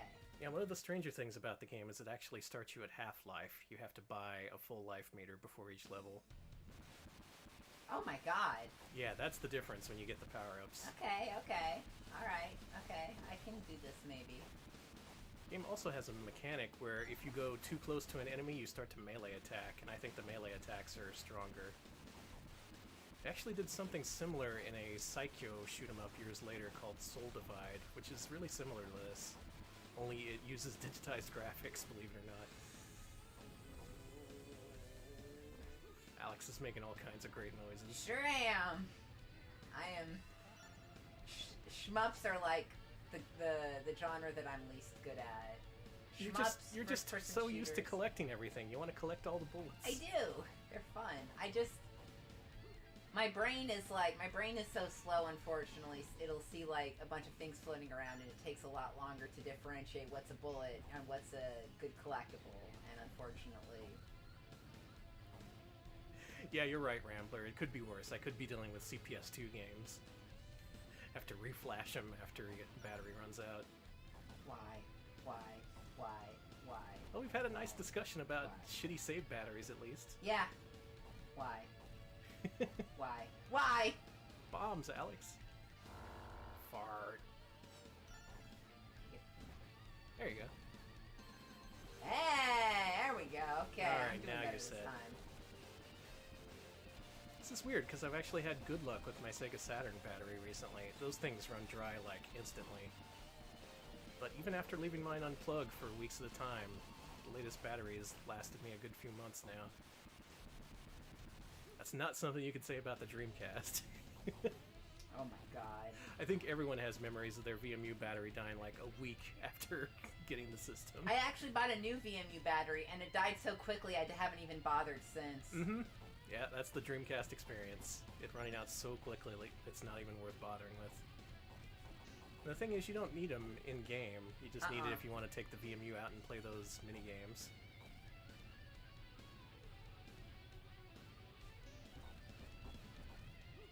Alright, Alex has found his inner shmup god. You still have one bomb left. And I think you're pretty close to the end of the level now. Whoa, look at that guy. Cool. Yeah. Screw that, I'm getting away from him. He's got a lot of knights and skeletons and stuff. Yeah, take that.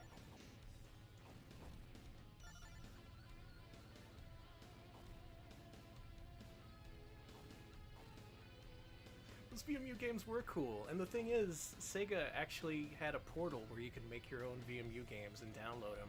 Oh, that's so cool. I remember one of the first things I did when I got my Dreamcast is I went there and someone made a Dragon Ball Z fan game. Yes! Where it was just like, you push a button when your power meter fills up, real simple. Oh and the my graphics God. were really awful. Oh, I love this, Danny. But still, just the fact that Sega did that was really cool. Hey, you made it to the boss. Yeah. I told you, give Alex a chance. I gave Bouncers a chance. Yeah, well...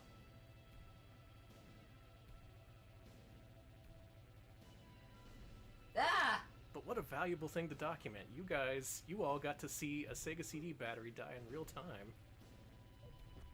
Actually, I still don't know what happened to it. It may still be functional. It may have just fucked up and needed a formatting.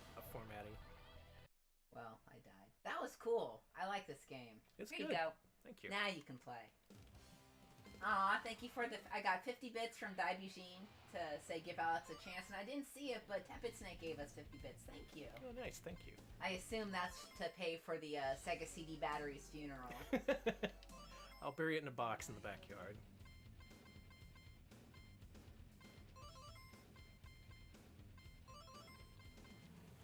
Alright, let's check out another level. Now, I've been giving Alex a lot of shit, but the truth is I'm not very good at this game either. In fact, I pushed the bomb button.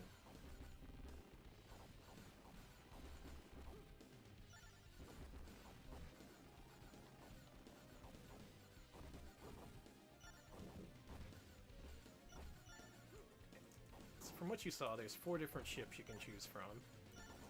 And each can have 3 levels of power.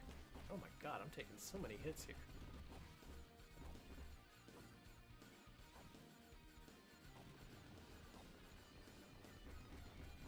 Pretty difficult game.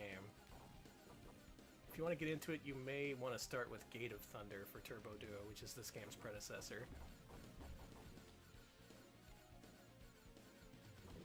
And for whatever reason, I never made the connection between this and the Thunder Force series, despite the name. But yeah, some of the people who made Thunder Force at Technosoft went on to work on these games, which is why there's such a Thunder Force-y vibe to them.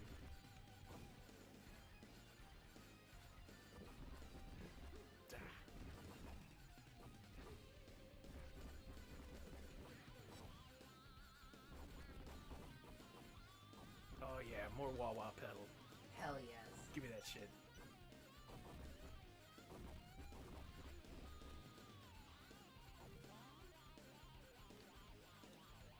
Wow, wow, wow, wow. I love this soundtrack. I do too.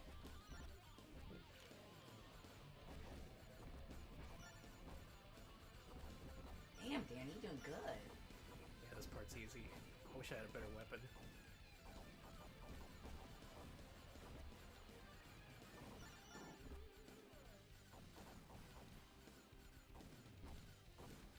Yeah, actually, I'm with y'all. It's amazing how much shit is on the screen and it's not slowing down. Mm-hmm.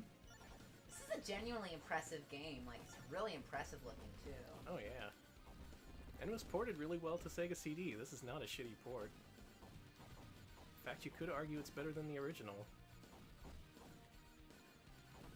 I still don't know how I feel. I feel it's at least as good as the Turbo Duo one. Also, I won't play Soul Divide now. That used a mixture of digitized graphics, pre-rendered CG, and just, in general, it was like humans fighting hydras and shit. So it had this weird, mixed look to the visuals.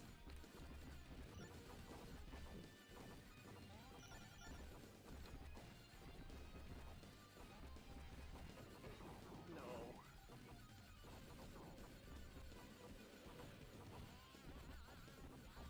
Can I beat a level? That's the question here.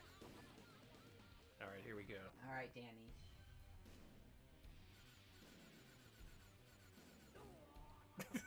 Nice. Good. Right into the enemy's face, huh? Mm-hmm. Right in their face. Let's try one more level before we quit.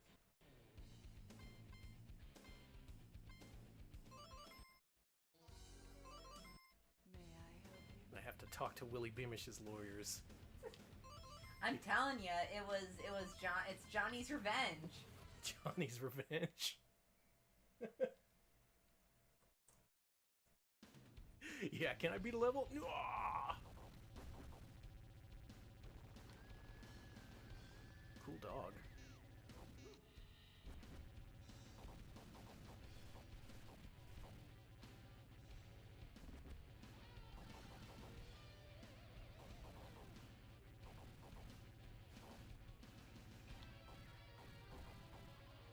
Alex, what are the folks saying?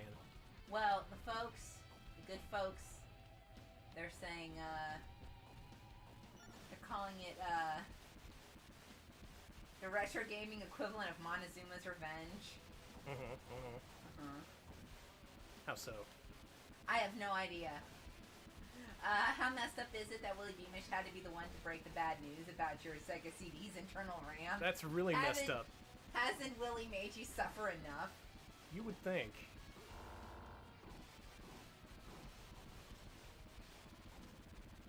Willie will not be satisfied until he makes me bleed. Uzi says, I'm worried that my begging for no Willie Beamish cosmically broke your Sega CD. Yeah, I will blame you too. Figure, feels... You, Bob, I guess are gonna blame Johnny Turbo too. I'm pretty angry. I think I'm just gonna strike out at pretty much anything right now. Oh, I am absolutely going to unhealthily project my emotions onto everybody in chat. I'm gonna be very insufferable here. Yes, blue is a life power. Whatever. We lost. We're depressed. Okay.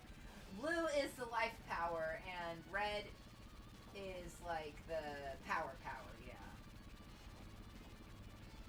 Yeah, I'll blame you too, Cool Coyote. Just seems appropriate. Everyone gets blamed. Yeah, I get not us though, and certainly not the Sega CD in and of itself. No. But...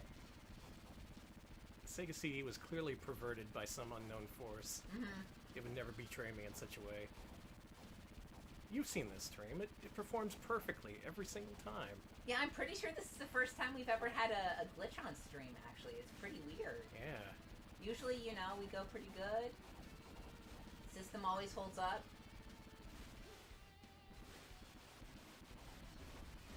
Ah, the opponent clipped it, so yeah, it's their fault too. Everyone gets blamed. Also, I like in this game, when you go to the ground, you actually start to walk on it. Fantasy Zone style.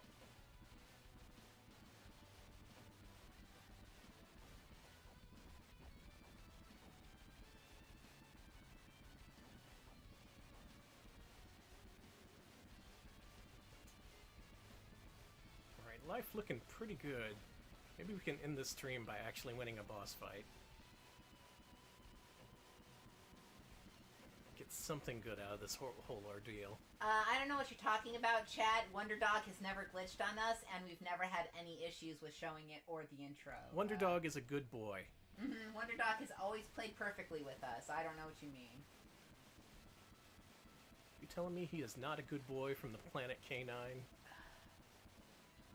I think Chad's just trying to get a rise out of us to get out of their responsibility for ruining our hardware. Yeah, take responsibility for once. Damn.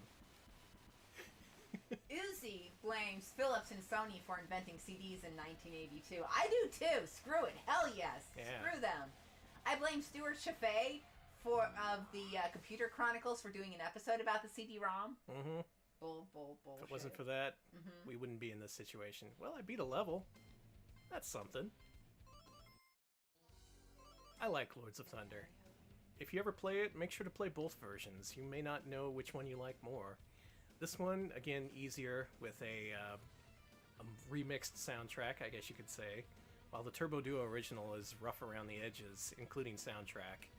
But it's also worth a play, in my opinion. Let's see what this next level looks like, and then we'll quit. Yes, the Retro Pals promise has never been broken. We still haven't fucked up. I didn't do any of the fucking up. It was some unknown force. I'm going to investigate it. After the stream, we're going to review the tape. I'm going to see at which point the Sega CD stopped working. Luckily, we do have a few workarounds if the save battery doesn't work anymore. I can use the EverDrive as an actual save cart. And as an absolute last-ditch effort, I do have a CDX we can use instead. Well, rip to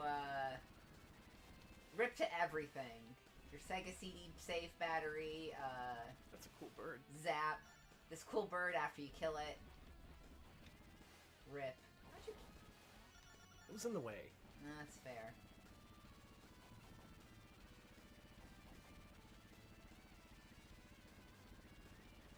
Yeah, fuck it. I'm playing a little bit more Lords of Thunder. I'm drowning my sorrows, people. Drinking games, that cursed stream that you speak of, that we do not speak of, I do have a copy of it somewhere, and you will never see it.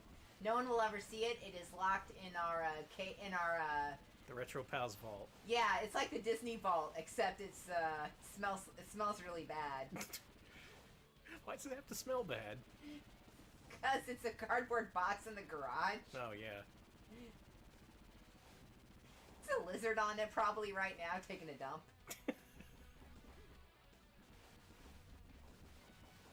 Gotta take care of that vault. Well, I was gonna put the stream in a Mylar bag, but I was like, nah, it's too much effort. I'm gonna let it get all covered in crap. That unfortunately did happen to me. I got a bunch of my old comics back from someone who was storing them, and since a lot of the comics weren't in Mylar bags, somehow they were covered in filth, some of them, and I have no idea how it happened, so... Always bag your comics, people. Rest in pieces, Never open those poly bags. Don't read them. What are you thinking? Remember, that copy of Turok Dinosaur Hunter #1 is going to be worth money someday. Hey, I have the certificate of authenticity from QVC, baby. Yeah. No, I bet the Disney Vault also smells bad, too. Probably. It smells like fear and shame. Mostly shame. Mostly shame. Alright, here's a problem. Occasionally the screen is full of so much stuff you can't even see the bullets. Are we going to ban bouncers like we banned the mouse cop? I don't know. We'll That have remains to to be decide on seen. it. I'm gonna give them a fair trial Yeah. before executing them.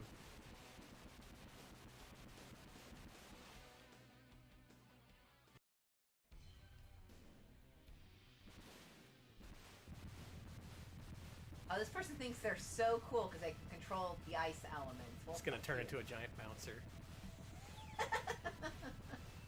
Who crashed my Sega CD?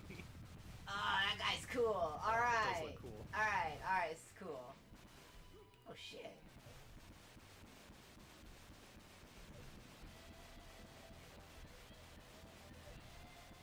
What do I shoot? Okay, there's something that's damaging him. Maybe his face? No, I guess not. Oh, it is his face.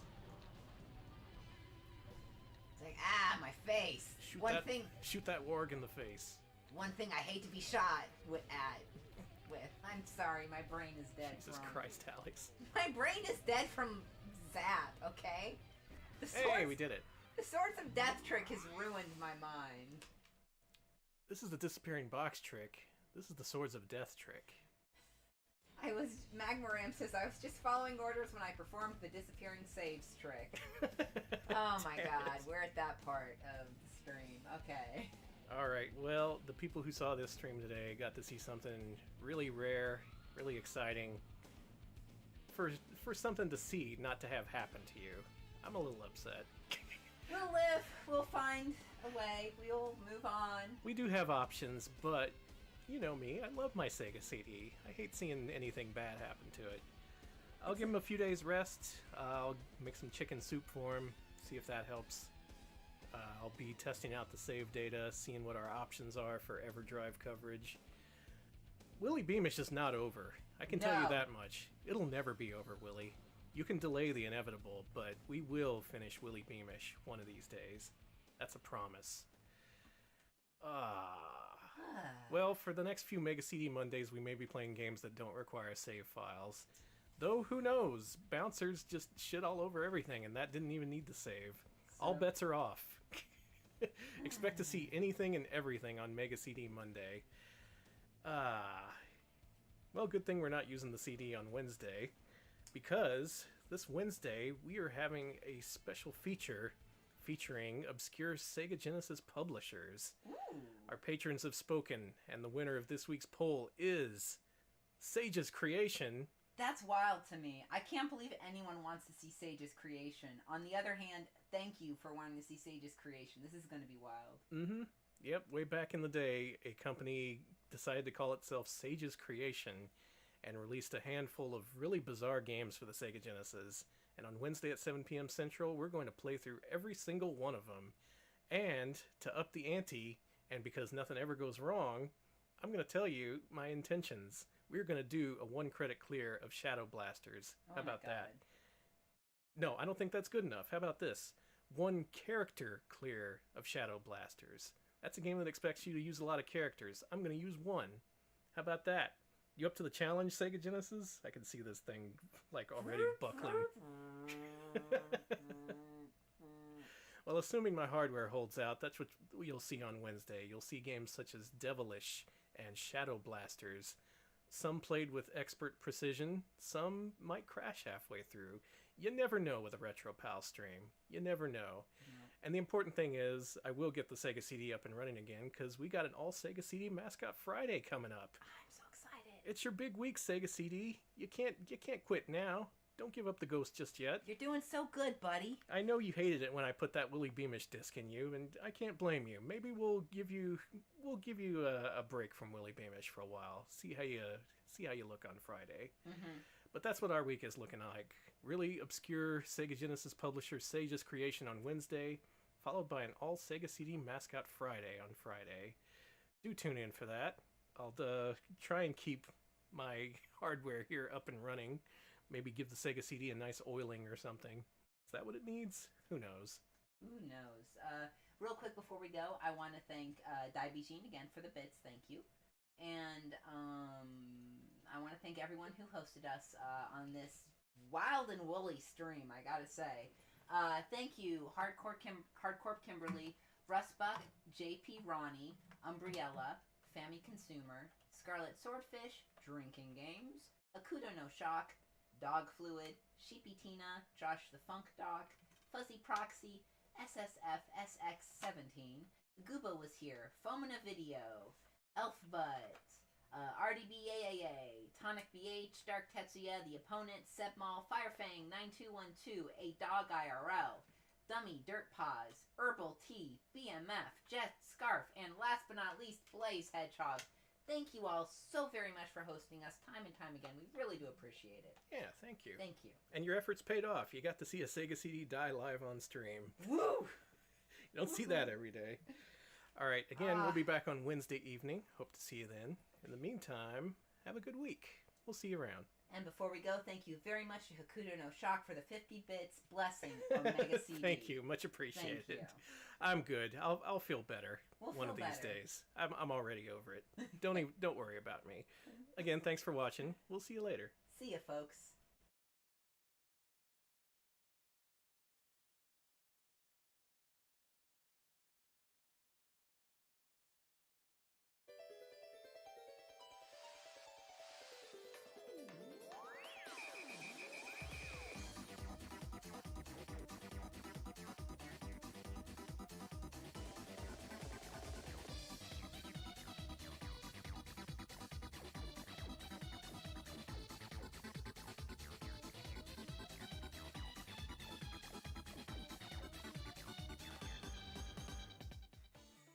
Live from Austin, Texas, where we only play games that are created and blessed by sages, it's Retro Pals with Danny and Alex. Hello, Alex. Hello, Danny. Yes, we only play the most enlightened games. Mm-hmm. Just made by the men with the biggest beards you've seen in your life. Yeah, we're not looking for game developers. We're looking for old dudes with big brains. That's what we're into. The biggest brains.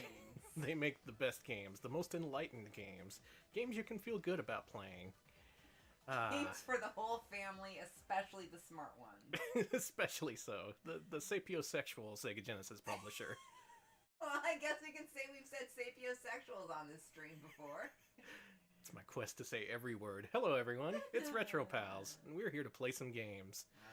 So, this week, I got a little self-indulgent. I'm sorry. This week's patron poll was all about obscure Sega Genesis publishers, and this is how it shook out. Yep, Sage's Creation took the #1 spot. I told our patrons they can either research this and pick a good lineup, or they can just vote for whatever name sounds the best. And indeed, Sage's Creation is the best sounding name out of all of those. To be fair, it's an incredible sounding name. And the thing is, these games also have another thing in common. These are all shell companies created by publishers who were scared of Nintendo. Wow. Because, if you'll remember back then, Nintendo had these loose exclusivity contracts, basically saying, hey, you're getting really successful and getting a lot of money here on the Nintendo, as Nintendo called it, and if you go to Sega, so help us God, we will strike you down. That was implied, that second part. Yeah. So, what a lot of companies did is they took off and they made their own shell company over here in the States in order to trick Nintendo while they were making Sega Genesis games. So on that list were Mentrix, who was actually a company called Visco, Treco, who was secretly American Sammy. What was that other one? Bring it back up. DreamWorks, who was actually NCS/Messiah. And so we come to this week's winner, Sage's Creation. Yeah, beautiful logo. Anyone hazard a guess as to who this actually was? I know. Of course you know. You set up the stream. I set up the logo of the company it was. Also, thanks for the host, Whooper. Oh, thank you. All right, I'll spoil the surprise. Sage's Creation is actually Hot B. And if you're ever wondering what Hot B stands for, boot up Detonator Organ for the Mega CD, and they'll tell you. It stands for He Is Over There Because. Because. Yeah. We never know why. So, of course, the kind of company who would come up with a name like He Is Over There Because when it came time to create a U.S. shell company, of course they named it Sage's Creation. Of course. That's the only thing cooler than the name Hot B, Sage's Creation. Who was in charge of naming over there? Can you just rein them in a little bit? Maybe like electronic games or fun games or game makers. No, Sage's Creation. That's what'll make people want to buy the games. All right, so what we've got here is, I think five actually retail released games from Sage's Creation, plus a couple bonuses here in our second half that you can look forward to. What I hope to do, I've been practicing a couple of Sage's Creation games in particular, and I hope to do back-to-back one-credit clears of both of those for tonight's first half. Now, the great thing about this stream is that I can say that that'll happen, but there's no guarantee that that'll actually happen. Oh yeah, absolutely not. I'm gonna try, though. Okay. I will try. Thank you for the host, Cactus B. Yeah, and thank you, Hulex, and everyone else who's been hosting. I'm nervous. You think I can do this? You know, I think you can. All right. Let's do it. All right, here we go. First up is my personal favorite Sage's Creation game, a game called Shadow Blasters.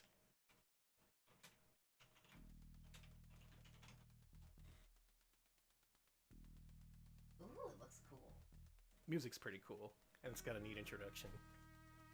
So this was developed by an obscure Japanese developer by the name of Sigma, who were linked to all kinds of other smaller companies. Together they made a Sega Genesis game called Zoom, and not much else.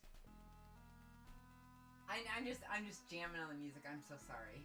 Yeah, this game's got cool music. This will give you a good taste of what Sage's Creation is all about. These are all under-the-radar games that you might have never played, especially this one. Oh, happy birthday, Cactus B. Thanks Oh, for happy sharing birthday. it with the brain geniuses at Sage's Creation. Shadow Blasters, featuring a soundtrack by Mike Oldfield. This is kind of a mixture of Tubular Bells and the theme from Halloween. It kind of is. Anyway, we are the four God Kings. We are masters of our craft, and Hyperion, aka God with a capital G, is asking us to save the world from the evil Ashura, Is aka that God? Satan. That is God. Cool. God is a very sexy anime man. He does not wear a shirt. With cool orbs and crystals. Damn. I don't know what's sticking up out of his shoulders. That just makes him look cooler. Bone? Maybe? God bones. God bones. I also like how looks like his skin's kind of flaying off. It's neat. So this story takes a while to scroll, so you can read that, and I actually have the manual for this game, so I'm going to read a little bit from here. At some time in either the past or the future, that's how it begins. Once again, an evil force from the sky is descending down upon us. Its aim is to subjugate human beings with its diabolic forces. Only those of us with a sound mind and strong body will be able to endure this evil force and banish it from the face of the earth. There's 4 people who can stand up to the evil, including Horatio. Yes, Horatio! Who, of course, is a master of ninjutsu. Good, good. He surpassed his mentor, and he wields the fire dragon. Technically, he's probably the best character for a speedrun. My name's Tiffany. I was also born in a ninja village, and I'm a ninja too. I love her. Even the village warriors are frightened of me. She's so happy, and her hair is huge. Good, good. Move on. Let's go to the ninja mall. Then we got this guy. Oh, he's gonna go to the Ninja Hot Topic. I love him. This is Leo. He's skilled in kendo. That's Japanese fencing. And he's never been defeated. Ever? Not ever. He will Damn. strive for perfection until he succeeds or until he is killed in the process. And here we see the star of the show, Marco. I love all these characters. My name is Marco. Oh my God. I'm a Brutus priest, but you know what? I'm better at kicking ass than reciting sutra. This is all great. Yeah. Devil Ray mentioned earlier, Sages is an anagram for Segas. Oh my god. That's What's- right. What's creation an anagram for? Sega's secret don't shell look at us, company. Nintendo. Exactly.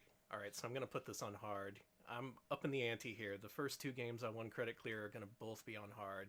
So that's why I'm gonna fail. Let's do it. You get a Mega Man style selection of the first 6 levels of the game. And you can choose from 4 different playable characters who the game all expects you to level up individually, like you can collect power-ups to make them faster and jump higher. Not gonna do that. As I said before, the star of the show is Marco. This is not Shadow Blasters, this is Marco Blasters. This will be a 1 character, 1 credit clear if all goes well. If something goes horribly wrong, you may see other characters besides Marco, but with any luck, we're gonna take him through the finish. Nice. Let's do this.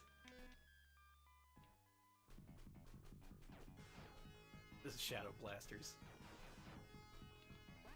He looks like Braun Strowman there. I like it. I don't know who that is. He's a big, strong, healthy boy wrestler. Oh, okay. I should have guessed. So you have this attack that you can charge up. Like, you notice his default attack is just this thing. Charge it up a little bit, and it becomes a lightning bolt. Charge it up all the way, you get that. Nice. Now, enemies drop a ton of power-ups in this game, so you're going to want to collect them all. And your default power eventually gets to the point where you don't have to charge up anymore, and that's where we want to be by the end of this level. Thank you for the sub, Fujoshi Sor. Great name. Oh, thank you. That's really great. Yeah. Oh, God. I kind of studied up on the speedrun last night, and I wish I'd studied it more beforehand, because it uses a ton of different strats that I'm not prepared for. Usually you'd be using Horatio, who just wrecks the bosses because he does a ton of damage. But, you know, gotta stick with my boy Marco. We've been through a lot. Let's see. Cool Coyote says this reminds me of Karnoff. I can see it. I can see that. Yeah, it's the old arcade-style, side-scrolling character action game, if you wanted to use a lot of words for it. Also, do you know the composer of this music? I don't, actually, and the soundtrack to this game is actually pretty good, so I'd be is. interested to know. Now, the nice thing about this game, this power-up right here, this is the most important one in the game. That gives you full health. There's one at the end of every level because the people who made this game are very nice. Aw, thank you. And we've already powered up Marco to his max, so this boss shouldn't give us too much trouble.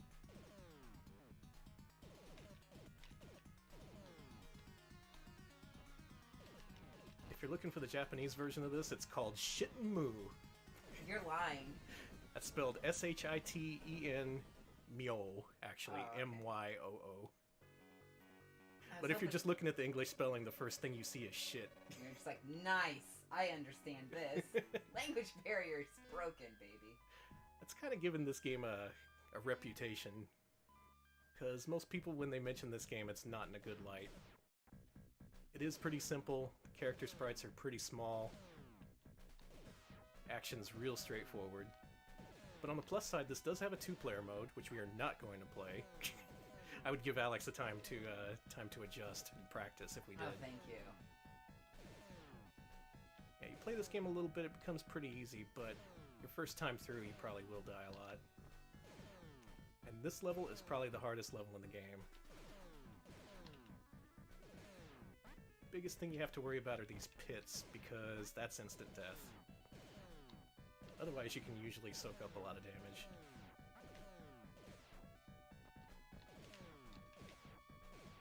But you see why I like Marco? He just clears out the entire screen. Oh, unfortunately, I don't think this game has any cartoons. No, there are no cartoons to watch, unlike the Cursed Bouncers, which we played on Monday. Oh, God. To those of you lucky enough to see that stream, you saw a Sega CD suffer like no Sega CD should. That's still pretty impressive, you know, like the way it died. Yeah? It's not technically dead. It's just. I'm glad need we to take a captured look it. at Yeah. Alright, what I'm gonna do here is... Oh, that was close. Oh my God. Okay, I got the full health up. I think we're set. I think this is it. This is the run.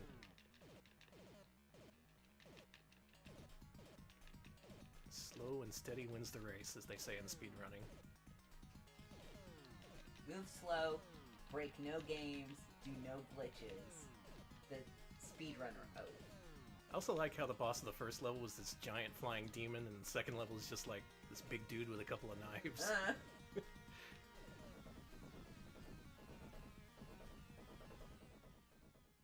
Yes, it was Mr. T. Mr. T is the boss of level 2.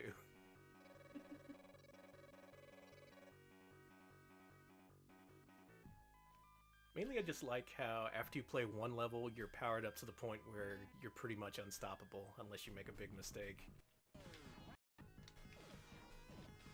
I like games where you can just plow through everything. Oh, I should mention, there's also normal difficulty and hard difficulty, and the only difference I've seen is the game spawns a lot more enemies on hard. Like, usually it'll spawn 2 or 3 in some sections, and in this mode it'll spawn like 6 or 7. But that's not much of a problem, because if you notice, Marco's lightning bolts just kind of go through everything. So shooting a mob of like 7 creatures is about the same as shooting 3 or 4. I love Marco. Marco's the best. Don't believe that speedrunner propaganda saying Horatio's the best. We are doing counter speedrun propaganda. Speedrunners are all like, go really fast, and we're like, no, go really slow. I'm setting the record straight. Just telling it like it is. That's the way Marco would want it.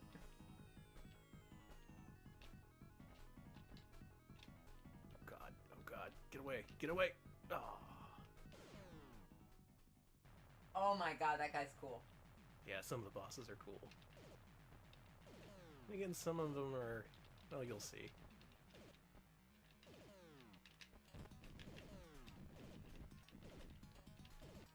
Alright, so, because I'm a nerd, I'm going to go into how damage it goes in this game. Ooh. Like, usually your default attack is very weak, and as you power up or charge up, your attacks become stronger. And by the time you're at maximum level, all your attacks do the maximum possible damage, plus that depends on how many of the projectiles actually hit the enemy. So for Marco, if he could hit all 3 lightning bolts at the same time, that's 3 times max damage. Horatio's the best because his attacks automatically do 4 times max damage. Don't believe anything else the Horatio likers say, though. They're not to be trusted.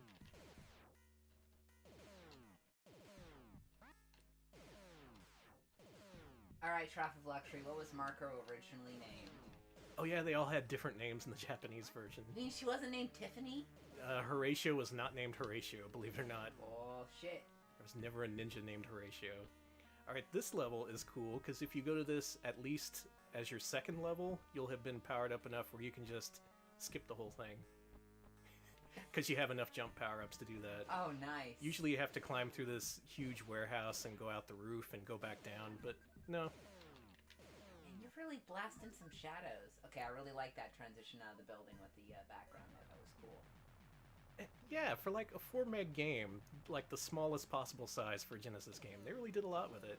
Whoa, that thing is cool. Manages to feel pretty atmospheric. Music's good. The bosses are pretty gnarly a lot of the time. That's the official term. Very gnarly. Oh man, it's got my number.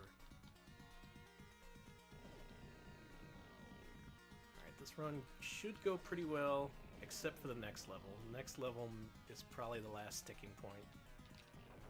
Oh no!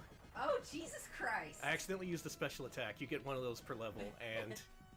They're pretty flashy. It's not great. Sorry. I was trying not to push that button. That's cool.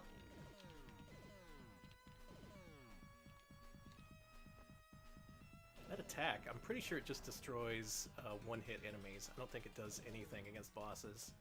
Marco was Hidenbo and Tiffany was Ayame. Bullshit.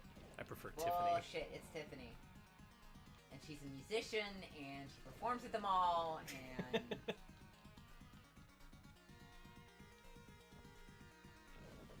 There we go. That took a little bit longer than it should have. But Marco is alive. That's the important part.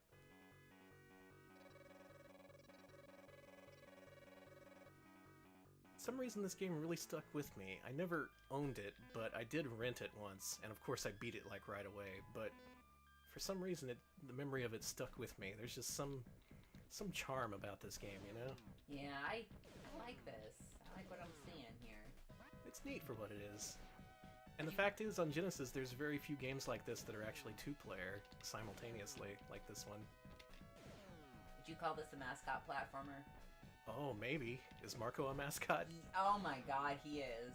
Tiffany is a mascot for my heart and my memories of growing up in the valley, so yes. Marco's a mascot for the Buddhist ass-kicking community. It's like, better at ass kicking than anything else, I guess. Better. Well, I guess I better kick some of those asses. These asses won't kick themselves. By the way, if you were wondering if I was serious about every level having the last enemy drop a full health, yeah, it's always the very last enemy. Very nice. Alright, this boss can eat up a lot of time if you're speedrunning. This is the RNG werewolf. I love the purple werewolf a lot. As far as I can tell, you can only hurt him when he stops, and he stops completely at random.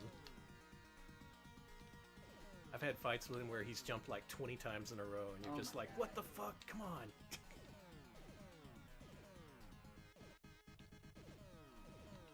No offense to any werewolves out there watching this. They're fine. They understand. I'm sure you're very predictable. You have no RNG. It's just this one werewolf is making you look bad. And he's bad for Marco, too. If I was Horatio, I could just, like, generate him instantly. But them's the breaks. Oh, come on. You were so close.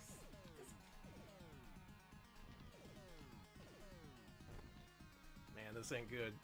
Come on, Marco. Can't let the grape werewolf win. The great werewolf? Grape. Like the grape. delicious purple fruit that you can turn into wine. Thanks, Alex. I don't know how to describe grape. The great purple werewolf of the woods.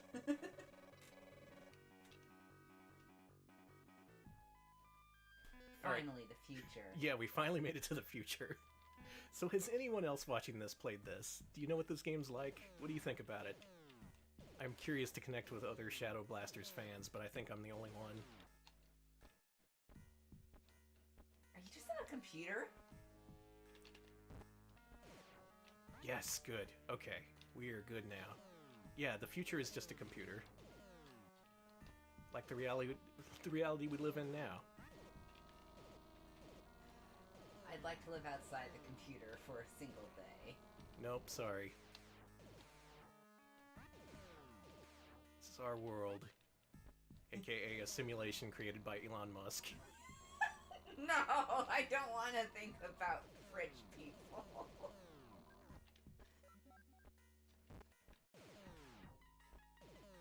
Look at that. That's me every time I log on. Firing bullets everywhere. Yes. Like some kind of digital Yosemite Sam. Alright, here's a problem. Sometimes that enemy at the end of the level that drops the full health despawns because of other enemies on the screen, and that's what happened in this case. Man, I am... Let's see, Drinking Games played this and died really quickly because they're bad at games. That's the thing, it's really hard when you start, but after you play a couple of times, it's like super simple. I like it that way. And I think that's it. No one else has played this game. literally no one else. Great. It's just me. I have never felt more alone.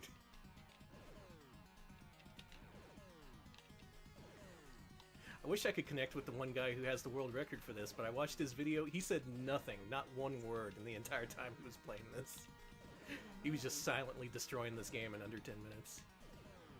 Probably because he had to focus. Yeah, that's true. Alright, that's the first 6 levels of the game. Now I think we got 2 more levels and a final boss fight. Well, JP Ronnie's played this, and a bunch of people have heard of it but never played it. Oh, okay. Well, now you get to see it. Yeah, in all its beautiful, beautiful glory. Every single second of Shadow Blasters. Alright, so the last 2 levels you have to go to Hell and then Heaven. I mean, the manual calls them something different. It's something like the Dark Place and the Light Place or something like that. I was gonna say Cool Zone. The Cool Zone, yeah. where God is, the cool zone.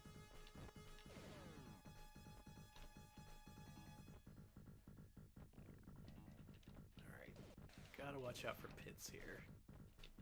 And I need to take a certain route at the end in order to get the full health.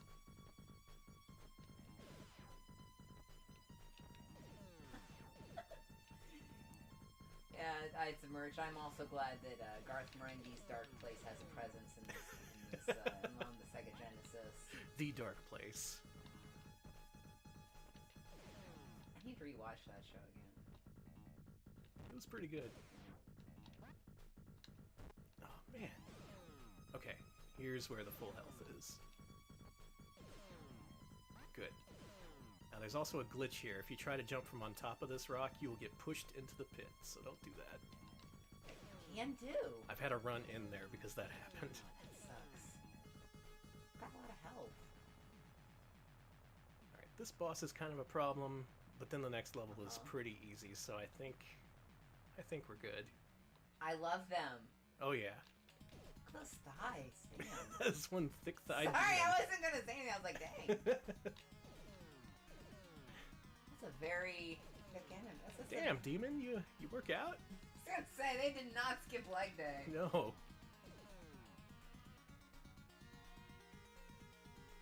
And again, there's probably faster ways to do this, but I'm doing it the way that's safest for Marco and for me. That's the way Marco would want it. It looks easier to kill than the purple werewolf, at least. Yeah. I hate that werewolf. Alright, now everyone's talking about his pecs, and... Pretty good pecs, too. Yeah, this is... Just a real solidly built demon all around. absolute unit. Alex said that, shaking his head in disbelief. I could see that out of the corner of my eye. Fighting a demon, and out of the corner of my eye, I see Alex just in awe. Smeb says Shadow Blasters, aka Marco and me. Jesus. Yeah, the way I play it, it's Marco and me. For real, I guess Horatio is your best bet.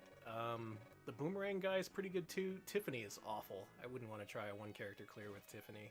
Alright, so now you're in heaven? Uh-huh. Wow, heaven's got a lot of issues. Heaven is gilded in gold, which is kind of strange. No, I can see that. I guess that's the way a lot of people envision heaven, huh? That just seems boring, honestly. Yeah. Some of these floor sections are differently colored, and they drop out from under you. Wow, God just threw their finger at you. No, that was Medusa. Oh, okay. Yes, How'd Medusa Medusa. get into heaven? Look, she did a lot of good work in her community, I alright? was gonna say, Medusa was a community organizer. Yeah. So she gets to... Alright, I'm pretty sure we're past all the bottomless pits, so I can't die instantly anymore. Now I'll just die slowly and painfully. Nice. This game has a lot of cool ideas, but unfortunately the cartridge size and... Actually, I guess it's just the cartridge size ran up against their big ambitions for this game.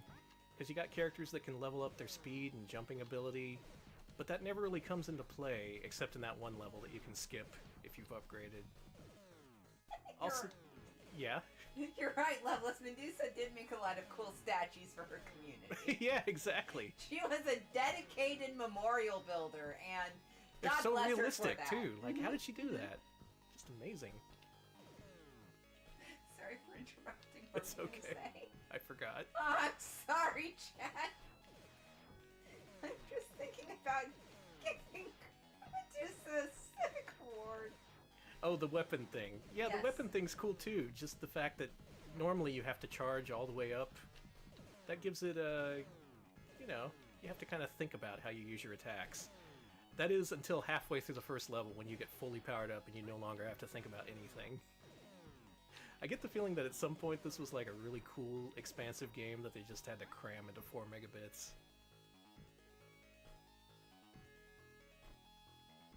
And here we fight the boss of heaven. God? You'll see. Okay, okay. That's right, the boss of heaven is a giant ninja turtle. Actually, I can't really look at him. What is he? it's two-headed. They're also very thick in the chest. Oh man, and totally. I don't know, man. Sorry to all the atheists, but this god whips ass. I love him. Look at this. I'm a believer.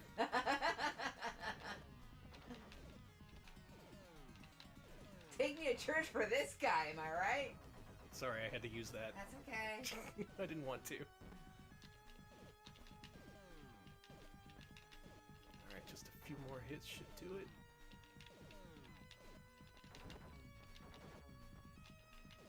There we go. Alright. This is it.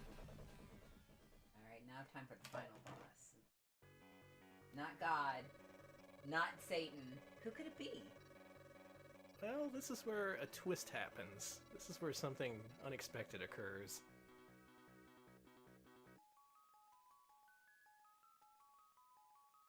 Marco don't look as good from the back.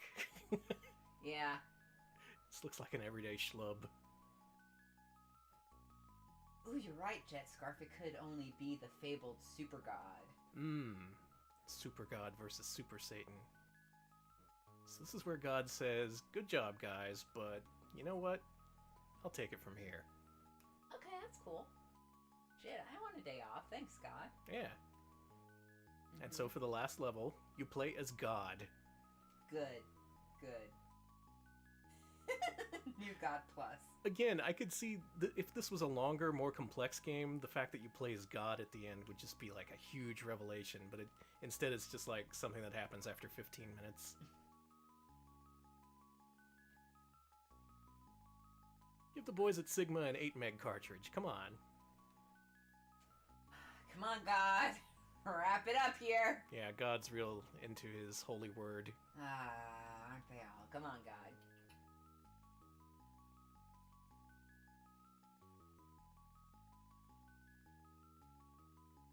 And here we go. Alright, here we go.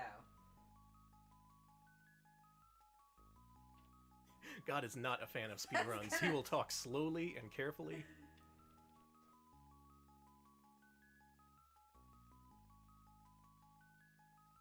Be one with God. Can do. And we turn into Super God, and we head into space where we fight Super Satan. Oh my God, you weren't lying about Super Satan and Super God. So, this fight. Satan talks a big game, but you kind of have to be right next to him before he'll attack you, and you don't have to ever be next to him. He sounds like he's like, wait, stop attacking me. Hold That's on, it. hold on. One Marco clear. We did it. All right. Hard mode, 1 credit, 1 character clear. Eat that, Satan. And if you thought God talks slowly, oh my God, Satan. Oh my God, Satan, hurry up. Hyperion. I get it. Okay. He's not defeated yet, but evil still lurks in the hearts of mankind, you know, yada yada. Alright, Alright, chat, you hear that? Stop being evil. Stop it. I'm just looking over the manual again. My favorite part, again, is the fact the story begins with, at some point in either the past or the future. Like, you know how Japanese games can't even narrow down a future date? They're always like 20XX. This one couldn't even decide if it's in the past or the future. Sometimes this happened. At any point in human history, this may have happened. Oh, Good look run. Look at this cool Marco art. Hold on, I'm checking out this art of Marco here. Oh, Marco looks kick-ass. Hold on, I'm taking a picture of it with my phone. The Japanese cover for this game is really cool too, and the US cover is cool for a different reason. The US cover is pretty much just generic Sega Genesis cover created for the United States. So let me tell you about these invisible demons that have been spreading among the human race. Only the good of the human race will be able to defeat the devils. Oh, I hate when the devils are attacking. But the ill will of the human race will bring Ashura back to the Earth again, so what we did was pretty much pointless. The end. Hooray? And that is, in my opinion, the best Sage's Creation game. It's all downhill from here. It was good. It was good. I enjoyed it. it. Looked good, at least. Yeah. Sometime I'd like to train you at this game. I'd like to do a super co-op run of this game. Train me. It doesn't require much training. You just have to spend a couple hours with it. And I'm really curious to see how viable the co-op play is in this game.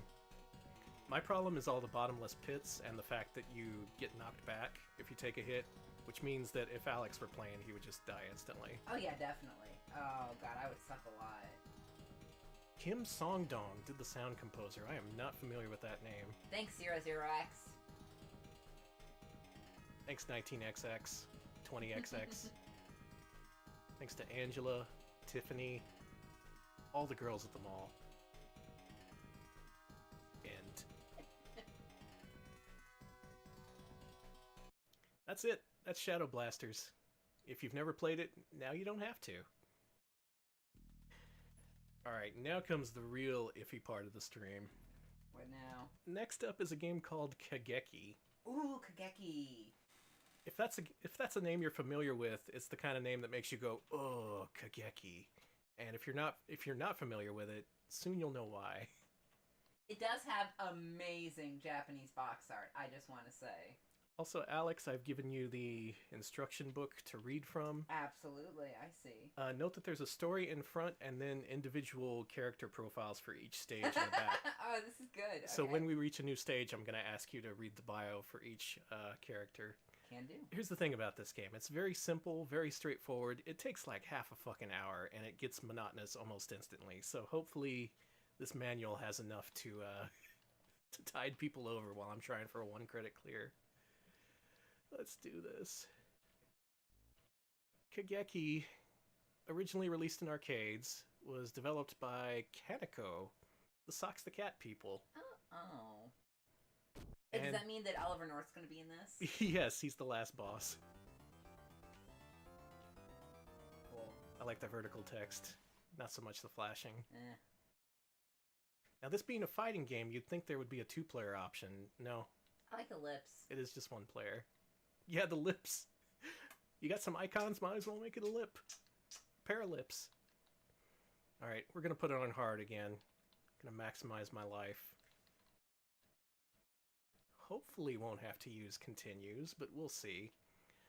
Also, be ready to read, because this story in the game, like, flashes by in about 3 seconds. Are you ready for this? Yeah.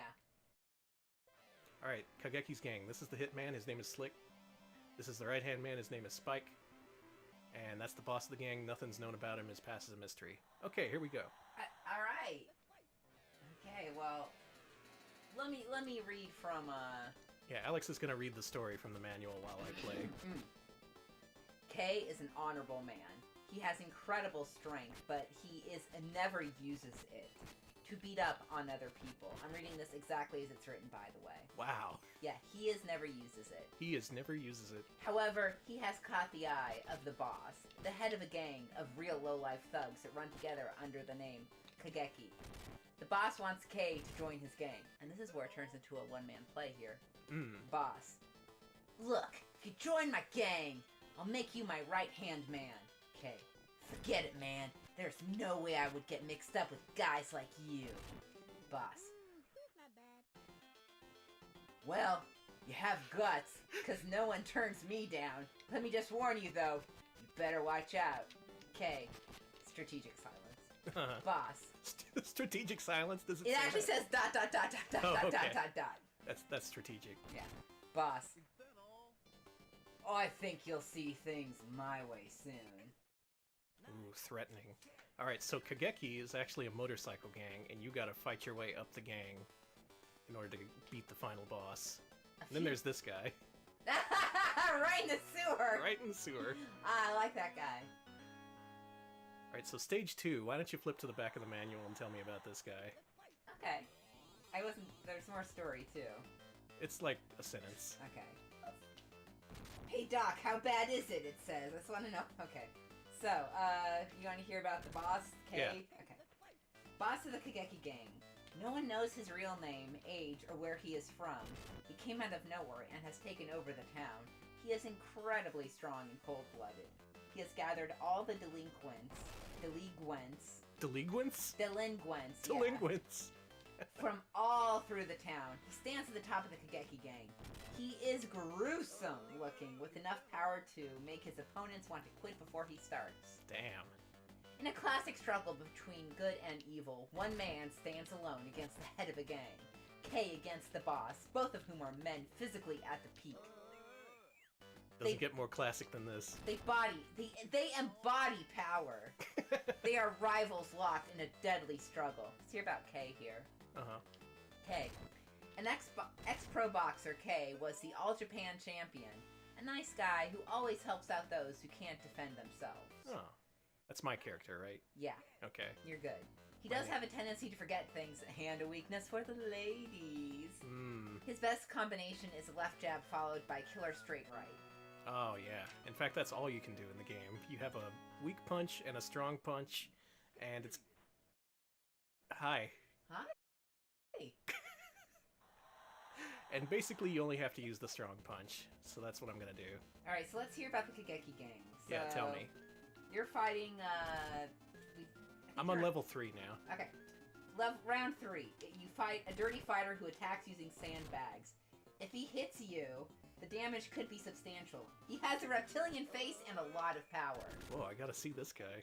Now, round 2 guy, I didn't mention it, but he stands guard over the second floor with his Mohican hairdo. Mohican, huh? He'll try to scare you at first by blowing up a drum can, but he really isn't that strong. That did happen. And the first boss... Actually, the first boss was Okasi. Has finally moved up from the underlings, but since he's the weakest, he stands guard on the first floor. Is that all? He's just a hair stronger than the underlings, with little power and stamina. Alright, now we've become acquainted with all the stars of Kageki. No, you need to hear about the underlings. Okay, tell me about the underlings. There are 4 underlings that you have to face who gradually get stronger. Blondie, Rusty, Green Guy, and Whitey. Green Whitey? Spelled Witty, but it looks like Whitey. Whitey has been around the longest, but never made it to the upper echelon. Echelon. Echelon, thank you. Echelon. It's probably spelled like that. No, that actually was on me. Yeah, we're telling you all this story because there's not much to this game at all, as you may be able to tell. This is... on our series PlayStation Year 1, when we covered Raiden, I talked about gas station games. This is one of those games. This game was actually at the gas station, where it was later replaced by Raiden. That same gas station also had Toki, another classic gas station game, among others. But when I think of gas station games, this is one of the first that comes to mind, because it is stupid. Alright, so you're going to be fighting in this round Fatso. Ilias Fatso, Fatso. He wears a rope headband and has always got something in his mouth. He's real slow on his feet. He uses a slapping technique that is punishing. I'm gonna get that burger. There we go. Yeah, he was going to eat that. Alright, so as far as strategy is concerned, what you want to do is use a strong punch every single time. It's real difficult to line it up because there's a ton of charge-up time. There's like a full second that passes between when you hit the button and when you actually punch. And you have to be exactly lined up with the other guy in order for it to connect. The key I found is to watch their feet. You have to try and line up their feet so that they're on the same horizontal line. And even if they are lined up, sometimes it can just whiff. Come on, Danny, I believe in you. Another thing you can do is constantly duck. You do that by hitting B and C together. Not bad. And I hope you enjoy those voice clips, because there's like 4 of them and they repeat constantly. And yeah, Loveless, this is a arcade conversion. Mm-hmm. Yeah, originally developed by Kaneko, I think it was released here by Taito. No, wait, Romstar, actually. Not bad. If you're wondering about the differences between the difficulty levels, enemies' health regenerates faster in hard mode. So we get to play as much of Kageki as possible. Damn it. I believe in you, Danny. I'm aiming for that prestigious Kageki 1 credit clear. Any other good stuff in the manual? Let's see. Is that all? I'm reading about round 5. Uh-huh. The room reeks of bad taste with a Chinese pillar, Japanese screen, and a raccoon statue. Oh, that's It bad used taste. to be a nightclub that was run by a Japanese Russian named Ivan Otsuboy. Now it is a gathering place for hoods. This round is described as Ash Pit stands guard on the 4th floor. Your opponents are gradually getting stronger. Once you get past one guy, someone is there to take his place. Speakers are also set up on the floor. Oh yeah, I noticed. That's cool. Hold it. So Anyway. the original arcade version of this game, it didn't have any of those mooks before you take on the boss of each level. You would just go straight to the boss. Also, there weren't individual backgrounds. It was just the same background through the whole game, presented over different times of day. So they tried to upgrade this for Genesis, sort of, but I don't think it added that much to it at all. There's not much to this game to begin with, though. Hey, let's fight. Also, Tropical Luxury mentions this game is a play on Kageki, which means brutality or going over the top. Oh. This room isn't bad taste. I actually kind of like the colors, at least. Yeah, it's cool. These guys, they got some design sense. The description of round 1. When the door of an abandoned building is opened, and on the 1st floor is a garage. Oil drums, fire extinguishers, and speakers are scattered around the room. The rebuilt car really shines. Yeah, for as simple as this game is, it has a really lengthy and descriptive manual of all things. I guess because it had to have some kind of description. It couldn't be in the game itself. Alright, the round 2 description is really good. Mm-hmm. The 2nd floor is a gym with sandbags and barbells. They have to work out every day because they never know when they may be suddenly attacked. Yeah, by me. Yeah. Round 3 description is, the room is filled with a low hum from the machines, and it has a metal floor with things sticking out all over. The 3rd floor contains everything that keeps this building running. If you fall here, it's gonna hurt. I don't think you can fall. That's a very fanciful description. Alright, so what's the appeal of this game? Obviously, the very large character sprites. That makes it so that you can make out individual facial details on each character, which wasn't really common back then. Like, you saw Shadow Blasters, their faces were like a couple of pixels high. Here, you can actually see these really grotesque characters. This art style really works for that kind of game, I guess. If you want to have big-headed characters with a lot of detail, you want that kind of rugged art style. Is that the right word for it? What would you describe it as? I think that works. Tropical Luxury makes a good point. Seriously, especially with all the character writing, this feels like it was a more pointed parody of real people or famous characters before it got localized. It might have been, yeah. And they mentioned that the main character looks a lot like Crying Freeman, and yeah, they do. Who's that? Oh god, I forget the name of that character, that artist.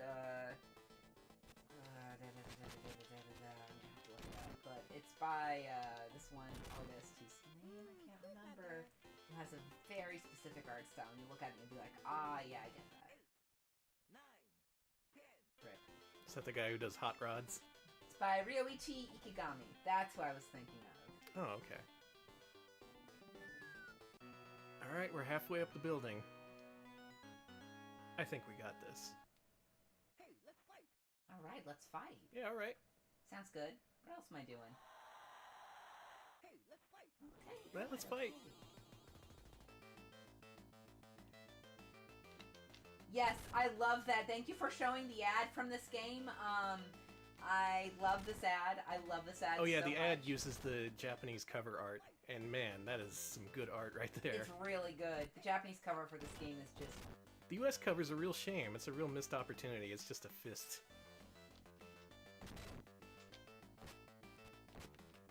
They could have easily used that cover. It fits in with stuff like DJ Boy. It really does. So we're at round 6, and Who actually, am I gonna face? Give me some tips. are you at round 5? Round you're at 6. round 6. Yeah, we're in the gym. Okay. He really packs a punch and has a lot of stamina. Uh-oh. A top member of the Kageki. He has killed and wounded many in fights with rival gangs. One tactic he uses is a sudden attack. There he is. Yeah, by sudden attack, they mean some of the bosses, they spawn them right next to you, and unless you duck right away, they punch the shit out of you. Oh, shit. here where the bosses start to dance around a little bit more, making it hard to line up your punches.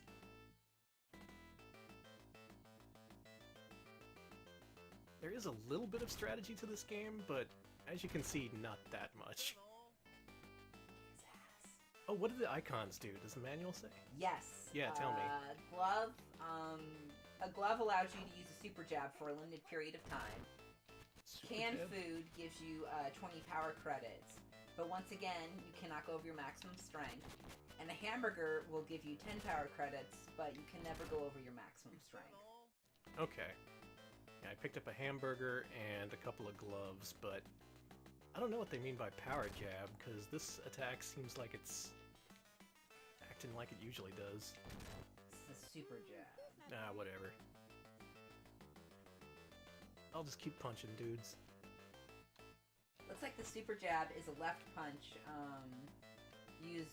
It is faster than the regular jab, is what it is. It's faster than the straight jab. You're doing the straight jab, I think. Okay. Yeah, it looks like the weak jab is doing more damage now. Also kind of unique, you can fight up and down, in which case the character sprites have appropriately facing sides to them. It's kind of awkward though, you really want to face them from the side. I love the... Okay, I'm looking at the Romstar flyer for Kageki, and it says, Romstar is having a block party that will knock you out. And the art is... that is some good art. What do you think of the Hulk here? Oh my god. He got green. He was playing some Mohawk and headphone jack, I guess. Mm-hmm. It'll do it every time. Hey, let's fight. Okay. Okay.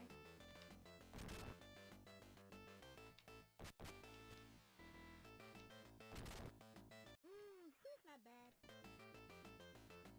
So on a scale of hey, let's fight to he's not bad, what would you rank this game? Me? Well, I guess I'd put it at about I'd rank it with the face of that guy in the ad. He's like, that's how I'd rank it. Who's kind of happy, but also being punched in the face. Yeah. It's like, I like this, but I recognize this isn't a good situation. That's how I feel about it, basically. Kageki is not a good situation. You really never want to be in a position where you have to play this game. Because you'll notice I haven't been talking much. This actually does require a lot of concentration for such a stupid game. You always got to be lining up their feet. Taito's flyer for Kageki sucks! Really? What is it? Holy shit! No, you need to concentrate when we're... Yeah, show me after the round. Oh my god! I do want to see this, Electric Boogaloo, that's really bad! Oh my god, we're in trouble. God. This looks like that one painting of Jesus that got restored in the wrong direction. Okay, show me. What the hell? This is so good. This should have been the ending layout. Oh my god. How did they make it look worse? Alright, yeah, y'all should check that out. Please check that. I love the different take on this uniquely grotesque art style.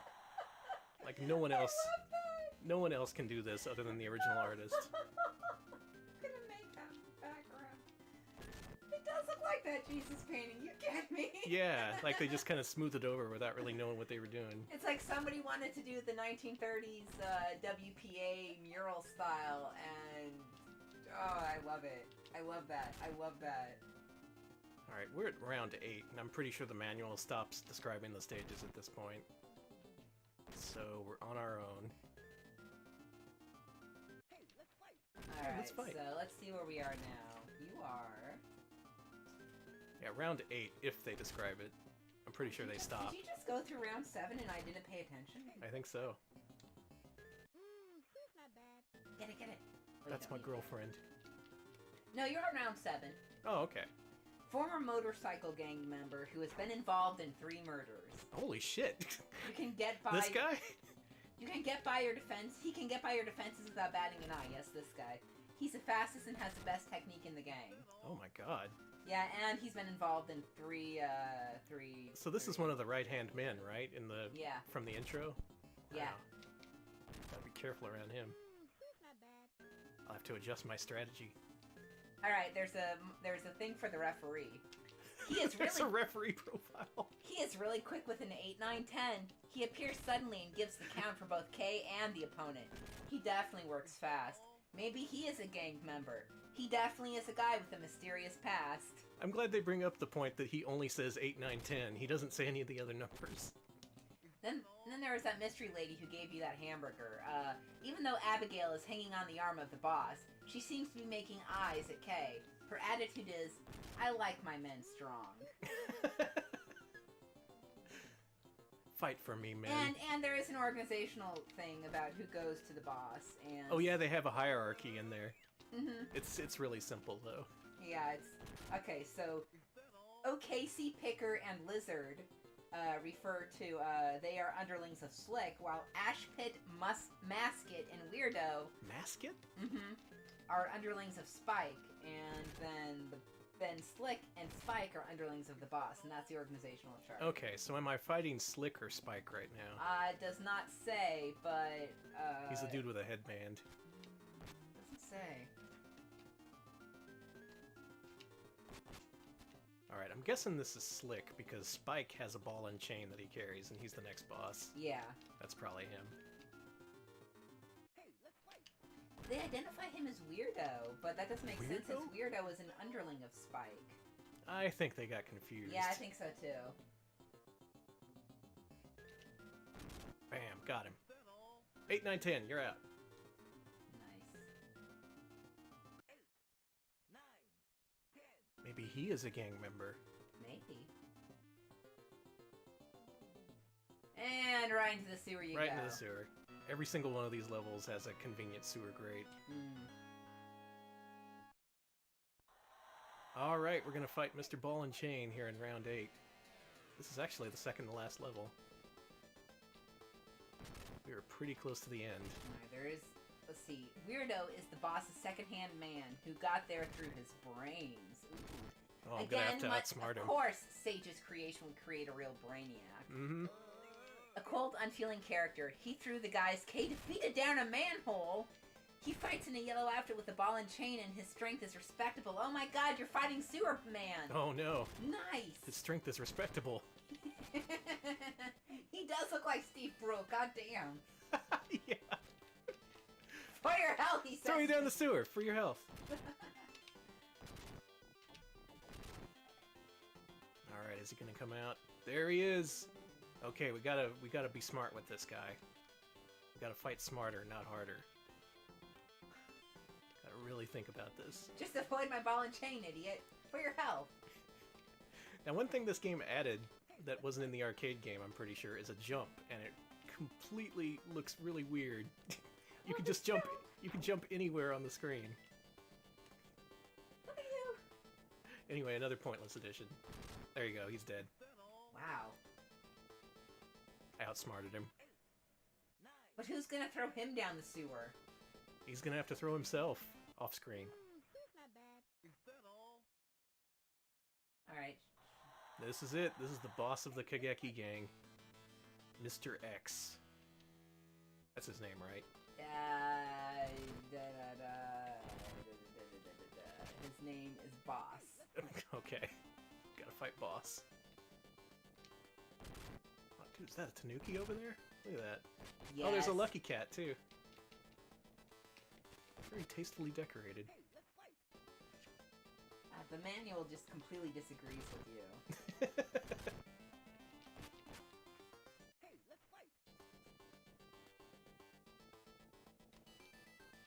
Check through the manual here if there's anything else we need to let the chat know about. Last round. I don't want to beef it here. Alright, you're doing good.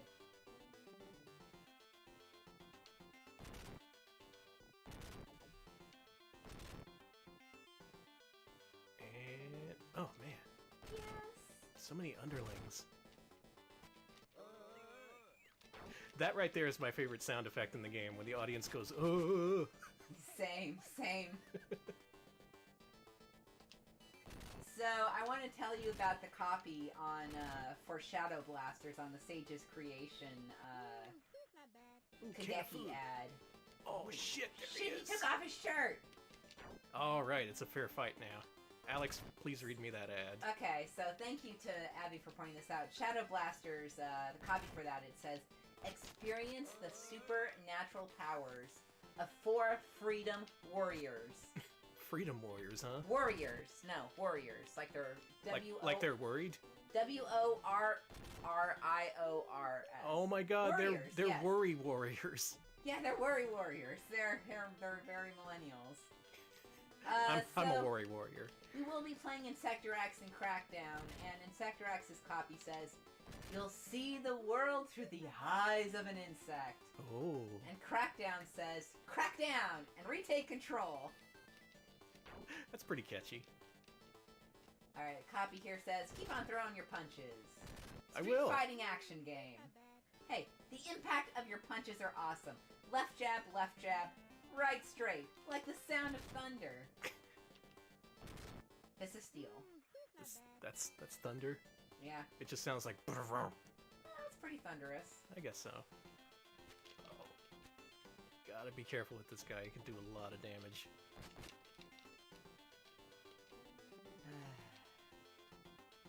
We are all freedom warriors in 2018. I'm gonna call myself that, a freedom warrior. I am indeed worried about freedom. Sorry, I accidentally clicked on the Kageki Taito ad again and I'm losing it! No. Don't corner me. I'm saving this. Nope. Don't you do it. It's been a bad week for me, pal. You saw what bouncers did to me on Monday. Do not fuck with this.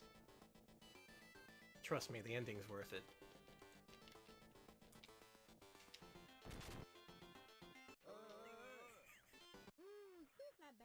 Alright, on a scale of to it's not bad. Now what would you rank this game? He's not bad. But- I'm more of an It does look. I guess it may not be fun to play, but kinda? It's pretty stupid, but I like stupid games.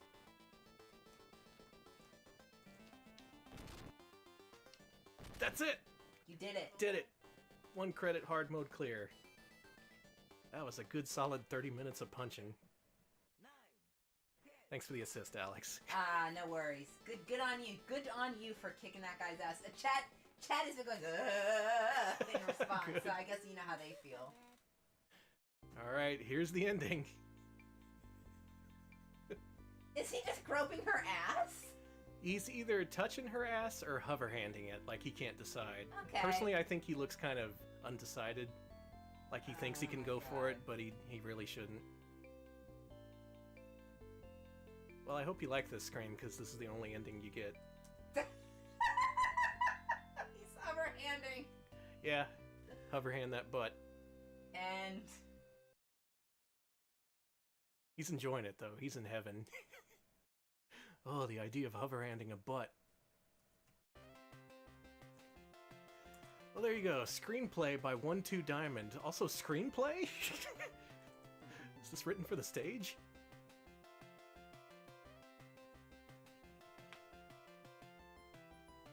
oh man, I love little characters. I know they look. I kind of love. You called that look grimy, but I really do love that old giant, weird pixel art head look of Japanese arcade games of the era. Like This is a pretty unique looking Genesis game, because, again, like I said, not many Genesis games had this much detail on the characters. Alright, I'm gonna post that Kageki arcade flyer. Congrats to the 100 or so people who just watched 1 credit clear of Kageki. Your life will never be the same. Yes, thank you for watching. Thanks, Professor Bonbon. I like that there was all that build up to the ball and chain guy, and then he goes down in 1 hit. Also produced by Dramatica Go-Go. Sage's Creation. Well, there you go. 2 of them down, 3 to go. We're going to cover the other half of Sage's Creation catalog. Sage's Creations catalog, that's like a double possessive, in our second half, along with some unreleased stuff and some oddities. That nicely covered a good first hour of play. Yeah, we sure played a lot. 2 there. back-to-back 1-credit clears, like I promised, for once. It actually worked. Prepare for that to never happen ever again in the history of this stream. I did it! I'm so proud of you. You kicked their ass. You kicked all these people's asses. That one guy, weirdo, Ball and chain guy. you picked up a burger off the ground, you picked up a can of Chef Boyardee beefaroni, and you ate it. I'm very proud. Yeah. All in all, a good day at Kageki Tower, which is now mine. Congratulations. Also, I got to hover hand a butt. Ah. With that in mind, let's go into our second half, let's say. But before that, we got an intermission. What you got for us, Alex? All right, for our intermission this week, I have a 10 minutes of a VHS tape from... it's the one and only video magazine issue of Game Breakers, a code related video game where you get a lot of codes, hints, things like that. Yeah, I was actually not familiar with this. You managed to find something that I'd never heard of. I heard of GamePro's SWAT Pro, but apparently other tip tapes existed. Yeah, and it looks pretty interesting. It's got some good animation, all that good stuff.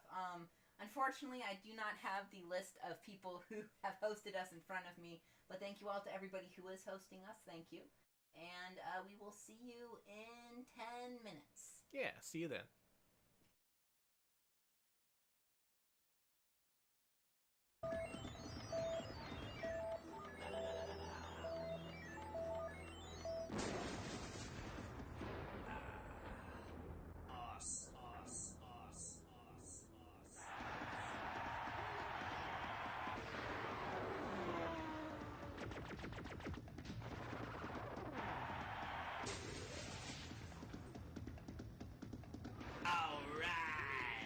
Let's go to places you never dreamed of.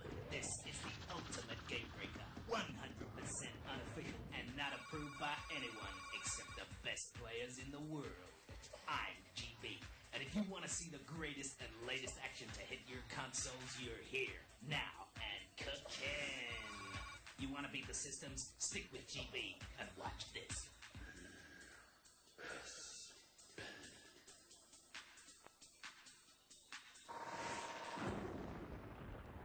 When you're next down at your game store, check out the Magical Quest starring Mickey Mouse.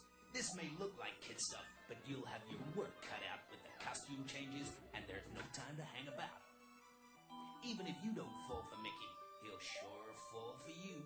Magical Quest is a cool game from the same dudes who brought you the awesome Street Fighter, and check out Street Fighter 2 later in this tape. This is Mickey's first appearance on a SNES, and his task is to rescue his faithful old pal Pluto from the evil clutches of his arch-enemy, Pete. The land is infested with various nasties out to get our rodent hero, and some of them are hard to dispose of.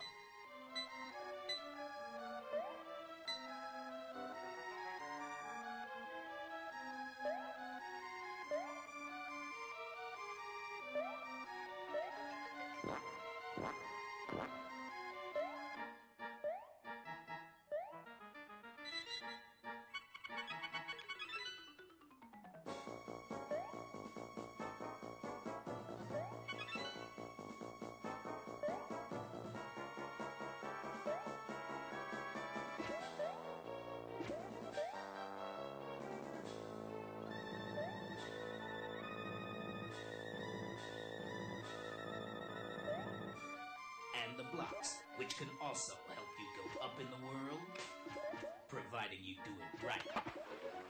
You're supposed to jump on top of it, Mickey, if you want to find the secret exit.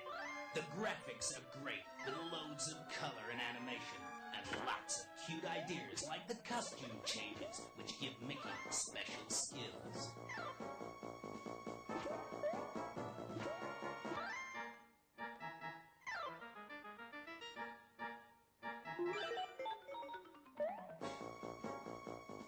More experienced players might find Magical Quest a little on the easy side, and I think it could do with a password system.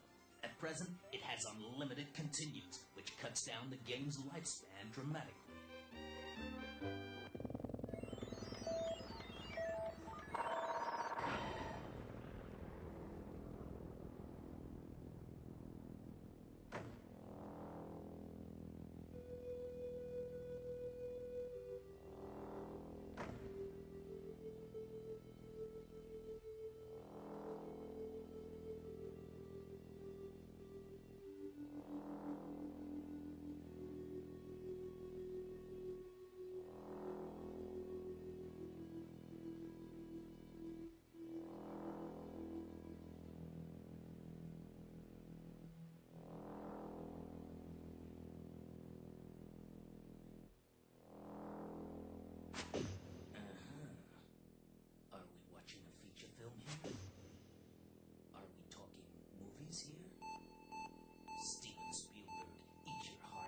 This is another world.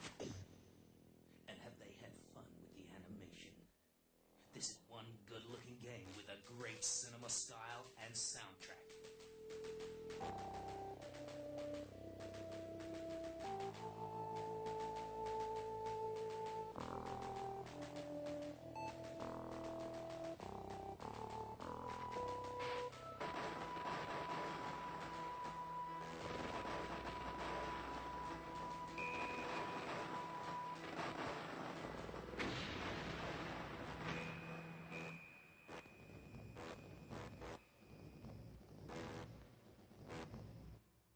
The first thing you need to learn is how to squish a leech.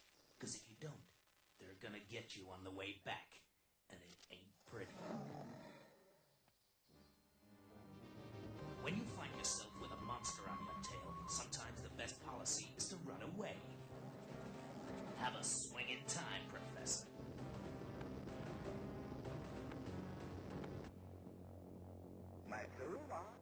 Macumba indeed. This guy doesn't even speak English. You get an alien friend and a gun, and boy, do you need him.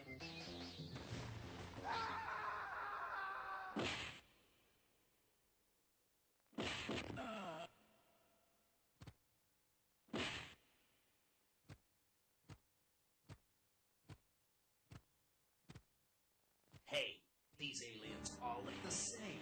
It's hard to know who's your friend in this world.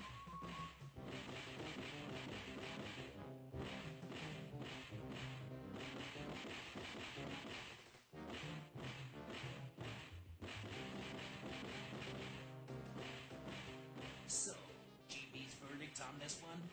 Great graphics, awesome sound. But if you're an ace, it won't take too long to play it out. Nice one, Macumbo. This is Macumbo, isn't it?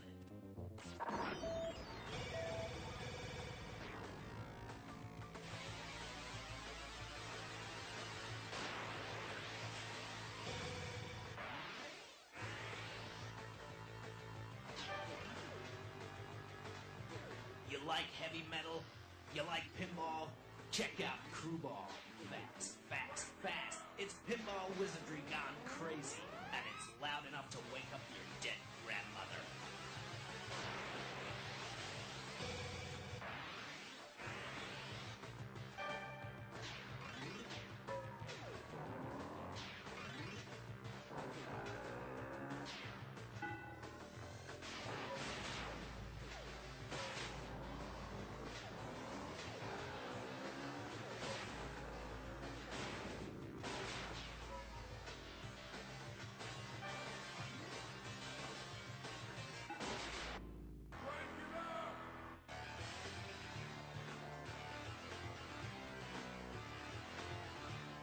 Okay, you ugly creep.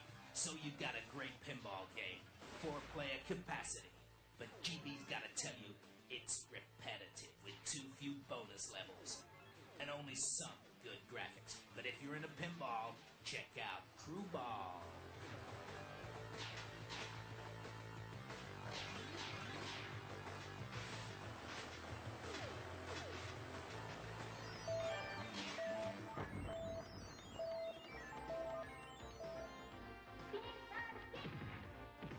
For serious action, get out, down, and dirty with Street Fighter 2, the mother of all beat-em-ups. There's not a lot that even GB can say about this game that hasn't already been said. You can be one of the 8 characters, each with his own lethal moves. You can fight a friend on the 2-player mode, or if you haven't got any friends, you can go it alone against the computer. There are 7 difficulty settings, so even the crappiest of players should be able to clock the game.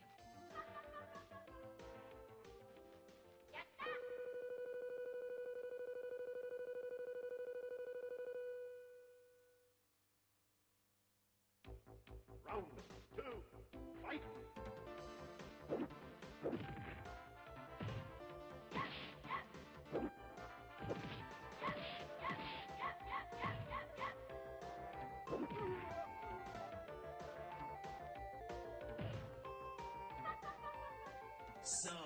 Chun-Li beats Guile. Who says we fix fights?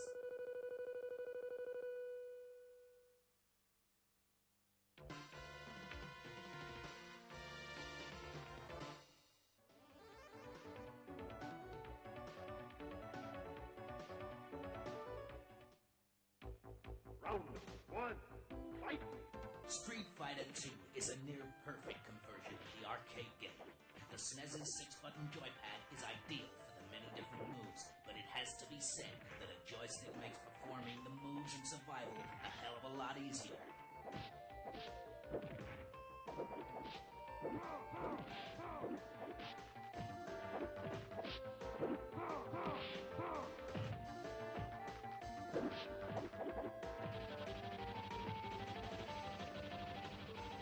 If you didn't know that, where have you been?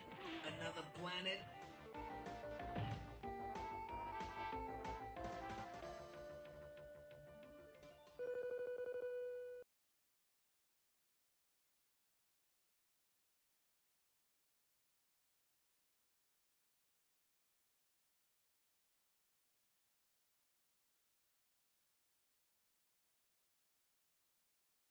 And we're back with more Retro Pals. And more tips for the SNES.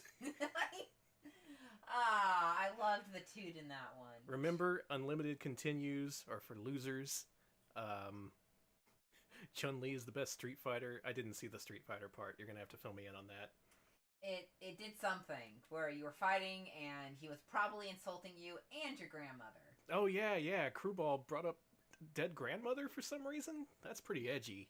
I don't know if I agree with that. See, J.D. Roth would never do that. How many bits for Danny to do that voice again? 200. Sorry, Danny. It's gonna cost you. It's gonna be 200 bits.